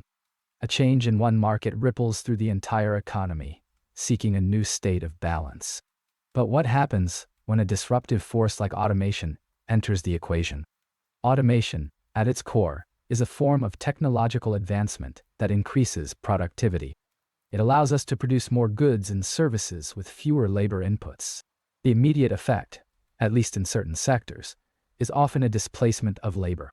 Tasks previously performed by humans are now executed by machines, leading to concerns about unemployment and wage stagnation. This is where the question of market coordination becomes critical. The classical economists might argue that, in the long run, markets will naturally adjust. As automation reduces production costs, prices will fall, increasing demand for goods and services. This increased demand, in turn, will create new jobs in other sectors, particularly those related to the design, maintenance, and deployment of automation technologies themselves. Furthermore, lower prices might free up consumer income, leading to increased spending in other areas, again, stimulating job creation. The argument rests on the assumption that labor markets are flexible and adaptable. Workers displaced by automation will retrain and acquire new skills, moving into these emerging sectors. Wages, too, will adjust, potentially falling in areas where automation is prevalent, encouraging workers to seek opportunities elsewhere. This is the ideal scenario: a smooth transition, where the benefits of automation are widely shared and the disruptive effects are minimized. The market, like a fluid system, seeks its own level, distributing resources efficiently. However, reality is often more complex. Market clearing is not always instantaneous, and the adjustment process can be slow and painful. Skills mismatches can be a significant barrier. Workers may lack the resources or opportunities to acquire the skills demanded by the new economy. The decline in real wages in some sectors, due to increased competition by automated processes, might be more pronounced than the rise in wages in newer tech sectors. Geographic immobility can also be a factor. Jobs may be created in different regions than where displaced workers reside, making it difficult for them to relocate. Moreover, the distribution of the benefits of automation is not always equitable. The owners of capital, those who invest in automation technologies, may capture a disproportionate share of the gains, while workers may see their wages stagnate or decline. This can lead to increased income inequality and social unrest. The policymaker, therefore, faces a delicate balancing act. On one hand, hindering automation would stifle innovation and economic growth. On the other hand, allowing market forces to operate unchecked could lead to significant social and economic dislocations. The challenge lies in finding ways to facilitate the transition, to ensure that the benefits of automation are more broadly shared, and to mitigate the negative consequences for those who are displaced. This might involve investments in education and training programs, designed to equip workers with the skills needed for the new economy. It could also involve policies to support income and provide a social safety net for those who are unable to find work. In the end, achieving a harmonious balance requires a deep understanding of how markets coordinate, and more importantly, how they sometimes fail to do so, especially when confronted with a force as powerful as technological disruption. The question isn't if automation will transform the labor market, but how we can guide that transformation to create a more prosperous and equitable future for all. Chapter 39. Urban Economics. Cities as Complex Market Systems. Introduction. Good evening. We've spent time contemplating the forces that draw individuals to cities, the clustering effects, and externalities. Tonight, we delve into the heart of urban economics, the intricate dance of market coordination within these densely populated spaces. We explore the concept of general equilibrium, a state where all markets simultaneously clear. Think of it as a synchronized ballet, where every dancer finds their place and moves in harmony with the others. But when and how does this coordination actually happen? General equilibrium, a state of balance. Imagine a single market, perhaps for apartments in a specific neighborhood. Demand meets supply, a price is established, and ideally those who value apartments most highly obtain them. Now, expand this picture to include every market within the city, housing of all types, labor across various sectors, transportation, retail goods, and services. General equilibrium suggests that there exists a set of prices, one for each good and service, that simultaneously clears all these interconnected markets. In this theoretical state, there's neither excess supply nor unmet demand. Resources are allocated efficiently, and everyone is, in a sense, as well off as they can be, given the constraints of resources and technology. The role of prices, signals and incentives. Prices act as signals, conveying information about relative scarcity and value. A high price for housing in a particular area signals that demand exceeds supply, incentivizing developers to build more, and potentially discouraging some potential residents. Similarly, wages in a specific sector signal the demand for labor. These signals, when properly functioning, guide resource allocation. They incentivize individuals and firms to make decisions that, in aggregate, move the system towards equilibrium. Think of a river seeking its lowest point. The gradient of the land, the prices, directs the flow. Market clearing. Finding the equilibrium point. Market clearing occurs when the quantity demanded equals the quantity supplied in a market. This isn't necessarily a static condition. Rather, it's a dynamic process. As demand or supply shifts, prices adjust to bring the market back into balance. In the context of a city, imagine a sudden influx of new residents. This increases demand for housing, initially driving up prices. Developers respond by building more, which eventually moderates prices and moves the market toward a new equilibrium. The speed and efficiency of this adjustment depend on several factors, including the responsiveness of supply and the flow of information. When do markets coordinate? Perfect conditions and real-world imperfections. The classical economist envisioned a world where markets coordinate seamlessly, driven by the invisible hand of self-interest. This ideal scenario requires several key conditions: perfect information, no externalities, and no market power. Perfect information means everyone knows the prices and qualities of all goods and services. No externalities mean that the actions of one individual or firm don't affect others without compensation. No market power means no single entity can manipulate prices. However, real-world markets rarely meet these conditions perfectly. Information is often incomplete or asymmetric. Externalities, such as pollution or congestion, are pervasive, and firms often have some degree of market power. These imperfections can lead to market failures, where resources are not allocated efficiently and the general equilibrium is not achieved. Market failures and the role of intervention. When markets fail to coordinate effectively, there is a role for the policymaker to intervene. This intervention can take many forms, including regulations to address externalities, subsidies to promote socially desirable activities, and policies to increase competition. For instance, zoning regulations might limit development in certain areas to mitigate congestion. Transportation subsidies might encourage the use of public transit. And antitrust laws might prevent firms from colluding to fix prices. The goal of these interventions is to improve market efficiency and promote a more equitable allocation of resources. A continuous quest for balance. The urban economy is a complex adaptive system, constantly evolving and adapting to changing conditions. General equilibrium is not a fixed point, but rather a moving target. As new technologies emerge, as preferences change, and as populations shift, the system must constantly adjust to find a new balance. The study of urban economics is, in many ways, the study of this ongoing quest for equilibrium, the search for ways to improve the functioning of markets and create more prosperous and livable cities. And so, as we consider this delicate balance, we must ask ourselves, what new forces will push the urban system towards its next phase of equilibrium? What new tools must the policymaker utilize in this ever-evolving landscape?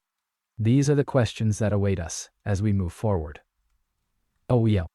Chapter 40. Housing Markets, Supply, Demand, and Affordability. We've previously explored the nuances of individual housing markets, acknowledging that a single city or region operates under its own unique pressures. But to truly understand the ebb and flow of housing, and indeed any market, we must consider the profound implications of general equilibrium. A state where all markets are simultaneously in balance, all forces resolve. Think of it like a vast orchestra.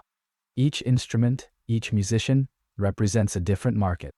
The housing market, the labor market, the capital market, all playing their individual tunes. But the beauty, the harmony, arises only when they play together, guided by the unseen conductor of the price mechanism. General equilibrium is that harmonious chord, that moment when all notes resonate in perfect balance. At the heart of this equilibrium lies the concept of market clearing. A market clears when the quantity supplied equals the quantity demanded at a particular price. No surpluses, no shortages. A smooth, effortless exchange. Imagine a tranquil lake, its surface undisturbed, because the inflow of water precisely matches the outflow. That's market clearing in action. But when do markets actually coordinate in this idealized way? That, my friends, is a question economists have wrestled with for centuries. The classical economist, in their elegant models, often assumes that markets clear readily and rapidly. Any imbalance, any surplus or shortage, is quickly corrected by price adjustments. This view suggests a world where resources are allocated efficiently, where supply effortlessly meets demand. However, the real world is rarely so neat. In the housing market, for instance, supply is notoriously inelastic, meaning it doesn't readily respond to changes in price. Building a new house, let alone an entire apartment complex, takes time, resources, and regulatory approvals. Demand, too, can be sluggish, influenced by factors beyond just price, like interest rates, consumer confidence, and demographic shifts. Consider a booming city, attracting new residents with its thriving job market. Demand for housing surges. But the supply of new houses can't keep pace. Prices rise, sometimes dramatically. This isn't a smoothly clearing market. It's a market struggling to adjust, a lake overwhelmed by a sudden downpour. Furthermore, markets often experience frictions, imperfections that hinder their ability to coordinate. Information asymmetry, for example, where one party has more knowledge than the other, can distort prices and lead to inefficient outcomes. Think of a home seller withholding crucial information about structural defects. The buyer, lacking complete information, might overpay, disrupting the market's equilibrium. Regulation, too, can play a significant role. Zoning laws, rent controls, building codes, all these interventions, while often intended to address specific social goals, can inadvertently impede the market's ability to clear. The policymaker, while striving to create affordable housing, might unintentionally stifle new construction, exacerbating the very problem they're trying to solve. The effectiveness of market coordination also hinges on the presence of externalities. Externalities are costs or benefits that affect parties who are not directly involved in the transaction.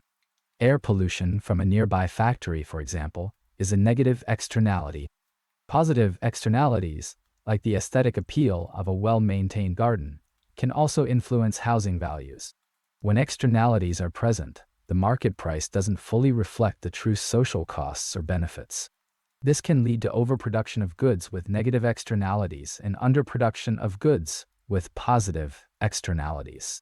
The housing market, with its numerous environmental and social implications, is rife with such externalities. So, how do we navigate this complex landscape? How do we encourage markets to coordinate more effectively, to move closer to that elusive state of general equilibrium? There are no easy answers, only a continuous process of observation, analysis, and policy adjustment. One approach is to reduce frictions, to improve transparency and information flow data. Another is to carefully consider the potential unintended consequences of regulation. And a third is to internalize externalities, to ensure that prices reflect the full social costs and benefits of housing decisions. This might involve carbon taxes, green building incentives, or policies that promote mixed-income communities. Ultimately, achieving general equilibrium is not about imposing a rigid, predetermined outcome. It's about fostering a dynamic, adaptive system that can respond effectively to changing circumstances. It's about creating an environment where the invisible hand of the market can guide resources towards their most valued uses, while also addressing the legitimate concerns of equity, sustainability, and social well-being. As we contemplate the intricate dance between supply, demand, and affordability, we must remember that the housing market is not an isolated entity. It's deeply intertwined with the broader economy, influenced by global forces, technological innovations, and evolving societal preferences. But how do these broader economic forces shape the housing market, and what are the implications for the future of housing affordability? That, my friends, is a question for another time. Chapter 41. General Equilibrium and Network Effects. Social Media and Technology. Welcome back. Last time, we delved into the intricacies of externalities, those subtle ripples that spread beyond the immediate participants in a transaction. Tonight, we're taking a step back, a wider view, to examine how all these individual markets, all these individual decisions, interact and influence each other. We'll explore the concept of general equilibrium, the delicate balance where all markets clear simultaneously. Think of it as the economic equivalent of a perfectly balanced ecosystem, a complex web of interdependencies. Now, the question that has occupied economists for centuries is this: when do markets actually coordinate? Is there some inherent mechanism that guides us toward this equilibrium, or is it a mere theoretical construct, a shimmering mirage in the desert of reality? The classical economist, steeped in the traditions of free markets, argued that the invisible hand of self-interest would naturally lead to this equilibrium. Each individual, pursuing their own gain, unintentionally contributes to the overall well-being of society. Prices, acting as signals, would adjust to reflect the scarcity of resources and the desires of consumers, guiding production and consumption towards a state of balance. Supply and demand, like two graceful dancers, would pirouette around each other until they found their perfect equilibrium, point data. However, the real world is rarely so pristine. Imperfections abound. Externalities, which we discussed previously, are just one example of how markets can fail to achieve this ideal coordination. Another, and particularly relevant to our modern age, is the presence of network effects. Consider social media platforms, or even operating systems. The value of these goods increases as more people use them. A social media platform, with only a handful of users, is, frankly, quite useless. Its value blossoms as the network expands, connecting more and more individuals. This creates a feedback loop, a kind of self-fulfilling prophecy. The more popular a platform becomes, the more valuable it is, and the more likely it is to attract even more users. This winner-takes-all dynamic can lead to market concentration, where a single firm dominates the industry. The policymaker, concerned about the potential for abuse of market power, might then consider intervention. But how? And when? These are not simple questions, and the answers are rarely clear-cut. The intervention might involve regulation, aimed at preventing anti-competitive practices, or even antitrust action, designed to break up large corporations that wield too much power. But these interventions themselves carry risks. They can stifle innovation, create unintended consequences, and ultimately make society worse off.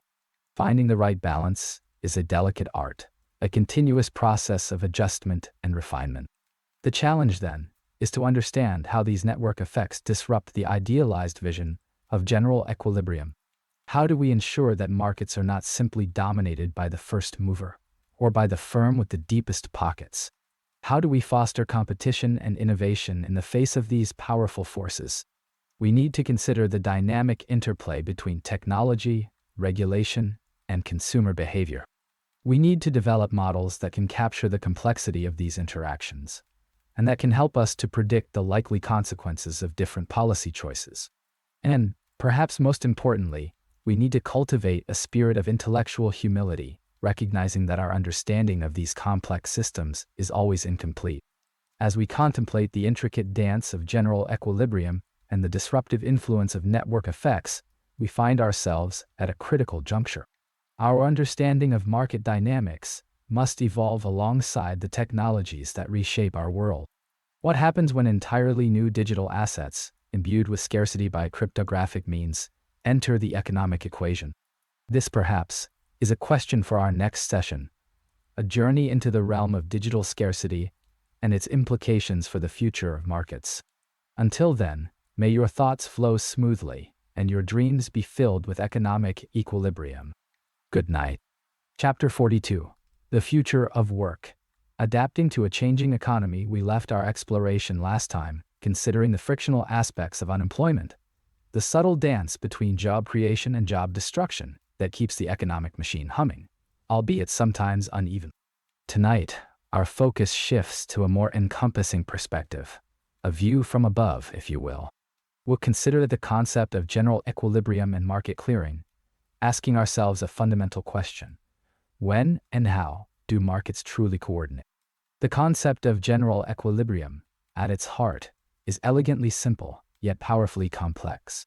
Imagine, if you will, not a single market in isolation, but the entire tapestry of the economy, woven together by threads of interdependence. The price of wheat, for example, doesn't merely affect the price of bread. It influences the incomes of farmers, the costs of bakers, the demand for fertilizer, and so on, rippling outwards in ever-widening circles.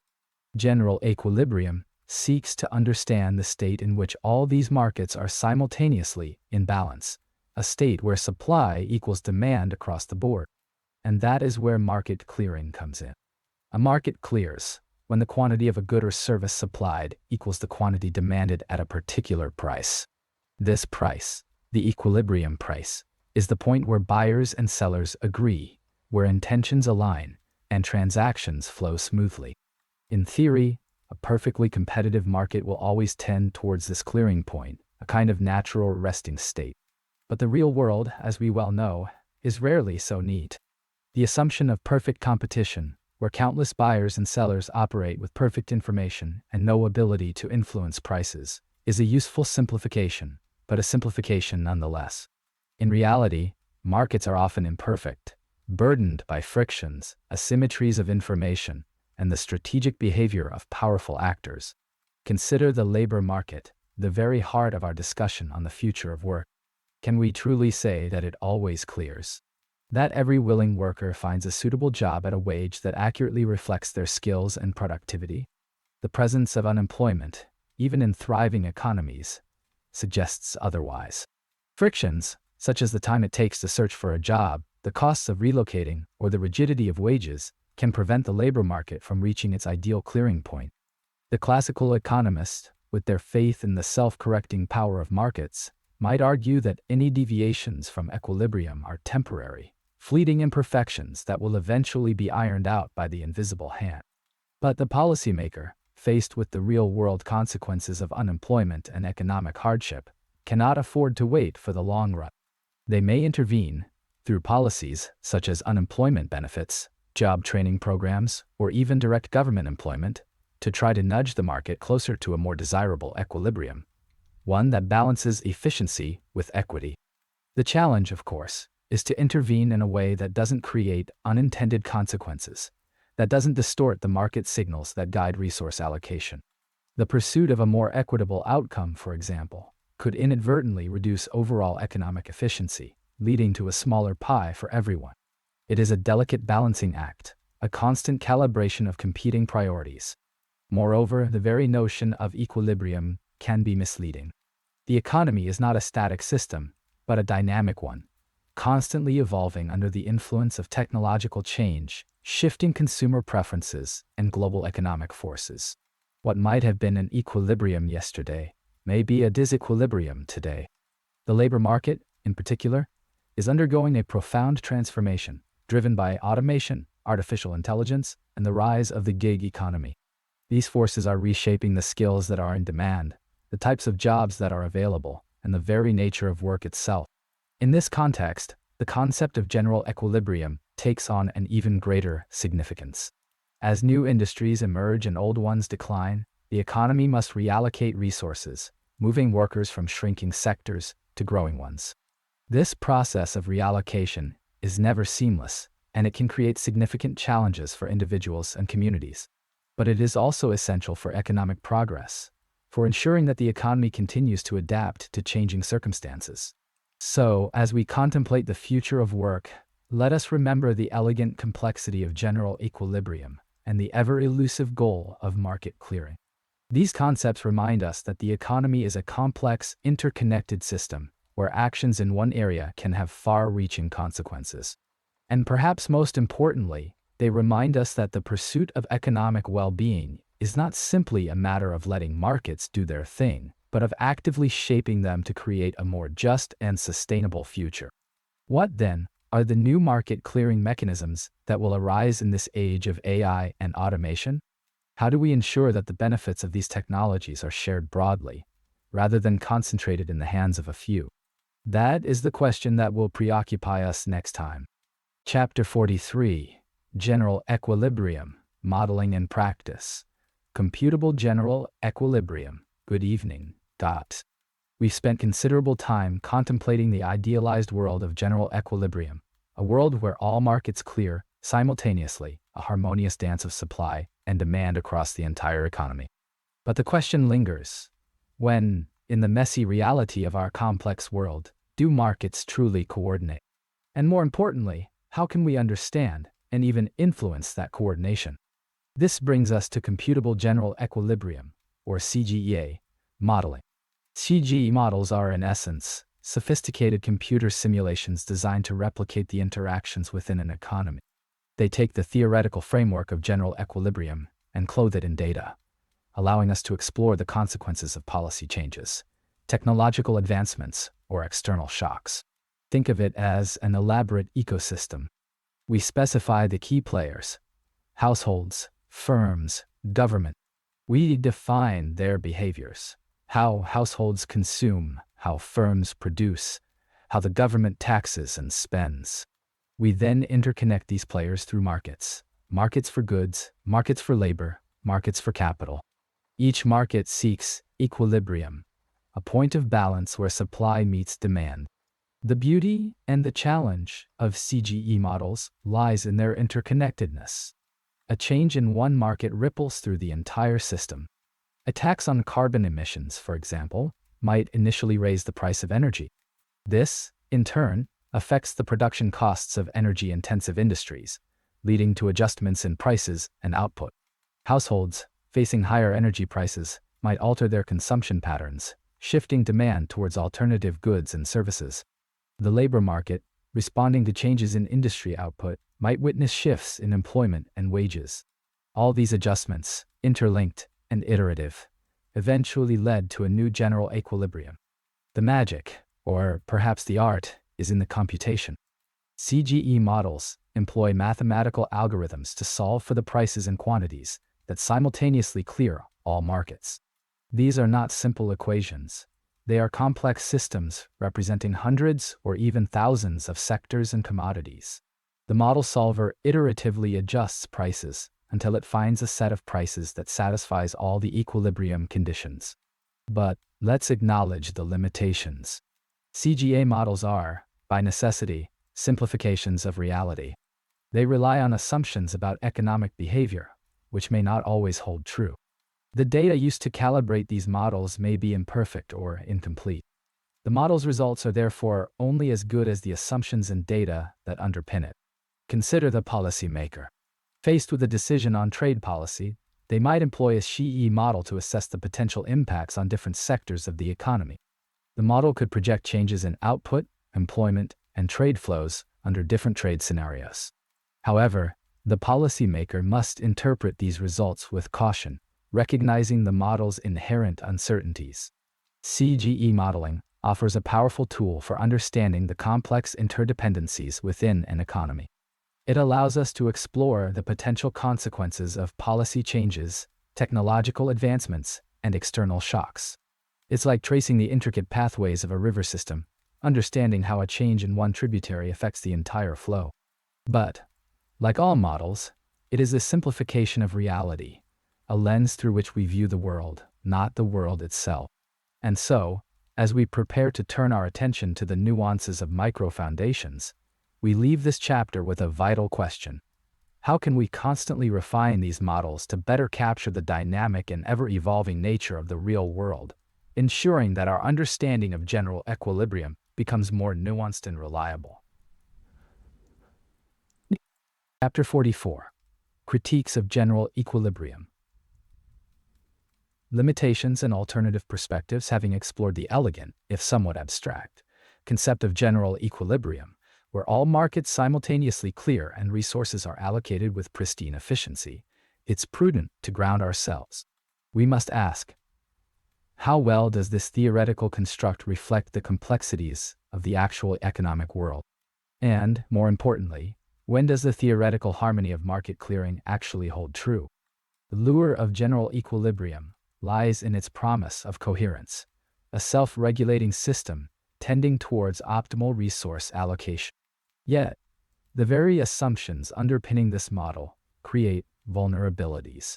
The first, and perhaps most significant, concerns the assumption of perfect information. General equilibrium models typically assume that all economic agents possess complete and costless knowledge of prices, production possibilities, and consumer preferences. Fail. This, of course, is a far cry from reality. In the real world, information is often incomplete, asymmetric, and costly to obtain. The policymaker, for example, operates with imperfect data, relying on forecasts and estimations that are inherently subject to error. This information friction can lead to misallocation of resources and prevent markets from clearing smoothly. Another crucial limitation stems from the assumption of perfect competition. The model presupposes a multitude of small firms and individuals, none of whom possess the market power to influence prices. Yet, many markets are characterized by oligopolies or monopolies, where a few dominant players exert significant control. The existence of market power can distort prices, restrict output, and create inefficiencies that are not captured in the general equilibrium framework. The classical economists' idealized landscape of atomistic competition rarely mirrors the real-world terrain of concentrated power. The assumption of rationality also comes under scrutiny. General equilibrium often posits that individuals behave rationally, maximizing their utility subject to budget constraints. However, behavioral economics has demonstrated that human decision-making is frequently influenced by biases, heuristics, and emotions. These deviations from perfect rationality can lead to suboptimal outcomes and market failures. The consumer, theoretically a rational maximizer, often makes choices driven by impulse or social influence, disrupting the predicted equilibrium. Furthermore, the model typically neglects the role of institutions and social norms. General equilibrium tends to focus on the mechanics of exchange, often overlooking the legal frameworks, social conventions, and cultural values that shape economic behavior. These institutional factors can significantly impact market outcomes and determine the distribution of wealth. The entrepreneur, for instance, navigates a complex web of regulations and social expectations that influence their investment decisions. Alternative perspectives offer valuable insights into these limitations. Behavioral economics, as mentioned, challenges the assumption of rationality. Institutional economics emphasizes the importance of rules and norms in shaping economic outcomes. Evolutionary economics views the economy as a dynamic system, constantly evolving in response to innovation and change, rather than settling into a static equilibrium. These diverse approaches provide a more nuanced and realistic understanding of economia. Beyond these theoretical critiques, the issue of adjustment costs is often overlooked. Even if a general equilibrium exists in theory, the transition from one equilibrium to another may involve significant costs and disruptions. Workers may need to retrain, businesses may need to retool, and resources may need to be reallocated. These adjustment costs can impede the attainment of equilibrium and create transitional inefficiencies. The laborer faces the real-world challenge of adapting to changing market demands, often at personal cost. The implications of these limitations are far-reaching. If markets do not always clear efficiently, there is a potential role for government intervention to correct market failures and promote social welfare. However, such intervention must be carefully designed and implemented, as it can also distort market signals and create unintended consequences. The regulator treads a delicate path, balancing the need for intervention with the risk of unintended harm. In essence, while the general equilibrium model provides a valuable framework for understanding the interconnectedness of markets, it is essential to recognize its limitations and consider alternative perspectives.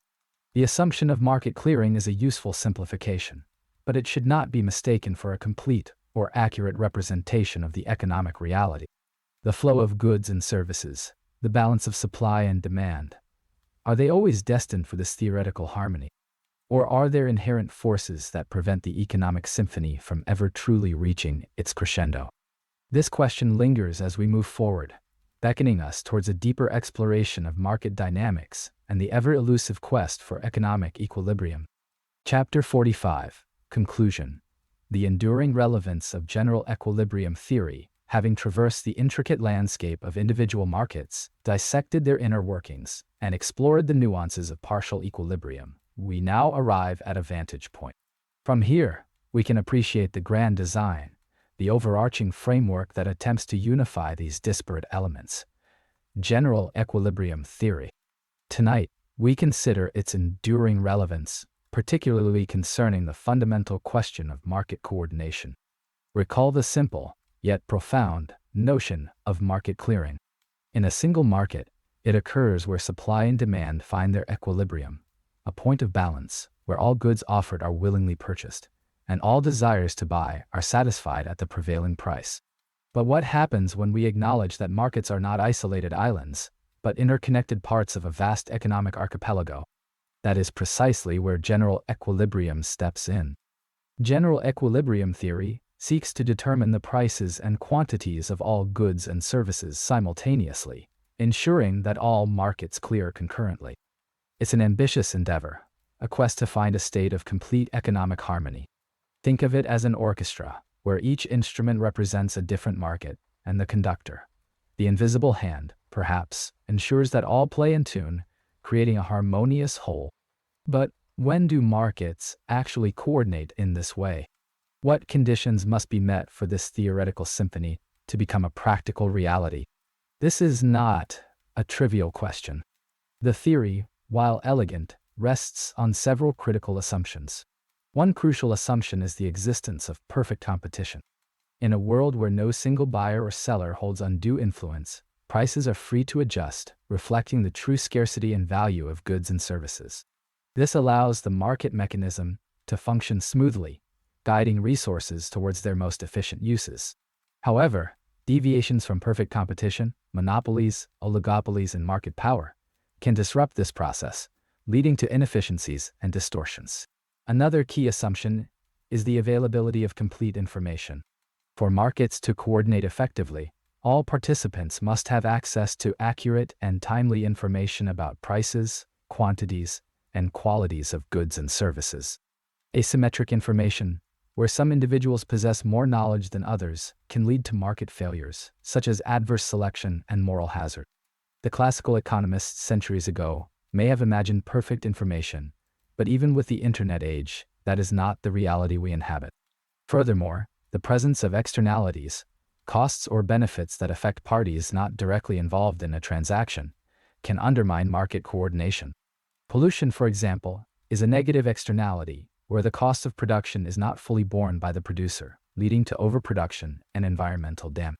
Similarly, education provides positive externalities, as its benefits extend beyond the individual student, leading to underinvestment in education from a purely private perspective. The enduring relevance of general equilibrium theory lies not in its perfect depiction of reality, but in its provision of a benchmark, an ideal against which to measure the performance of actual markets. It serves as a powerful analytical tool for understanding the interconnectedness of the economy and for identifying potential sources of market failure. The policymaker, tasked with steering the economy, can benefit from this theoretical framework. By understanding the assumptions underlying general equilibrium, we can better assess the conditions under which markets are likely to coordinate effectively and identify areas where government intervention may be warranted to improve efficiency and welfare. Whether it is through antitrust regulation to promote competition, information disclosure requirements to address asymmetric information, or environmental policies to internalize externalities, general equilibrium theory provides a valuable guide for policy design. It's crucial to remember that general equilibrium is not a static concept. It evolves with the complexities of the economic landscape. The introduction of new technologies, the globalization of markets, and the emergence of new forms of economic organization constantly challenge the assumptions and predictions of the theory, demanding ongoing refinement and adaptation. So, as we conclude our exploration of general equilibrium theory, consider this. While the theory provides a powerful framework for understanding market coordination, its practical application requires careful consideration of the specific context and the potential limitations of its underlying assumption. But what happens when even the most sophisticated models fail to fully capture the dynamics of the economic system? Where do we turn when the equilibrium shifts unexpectedly, leaving us adrift in a sea of uncertainty?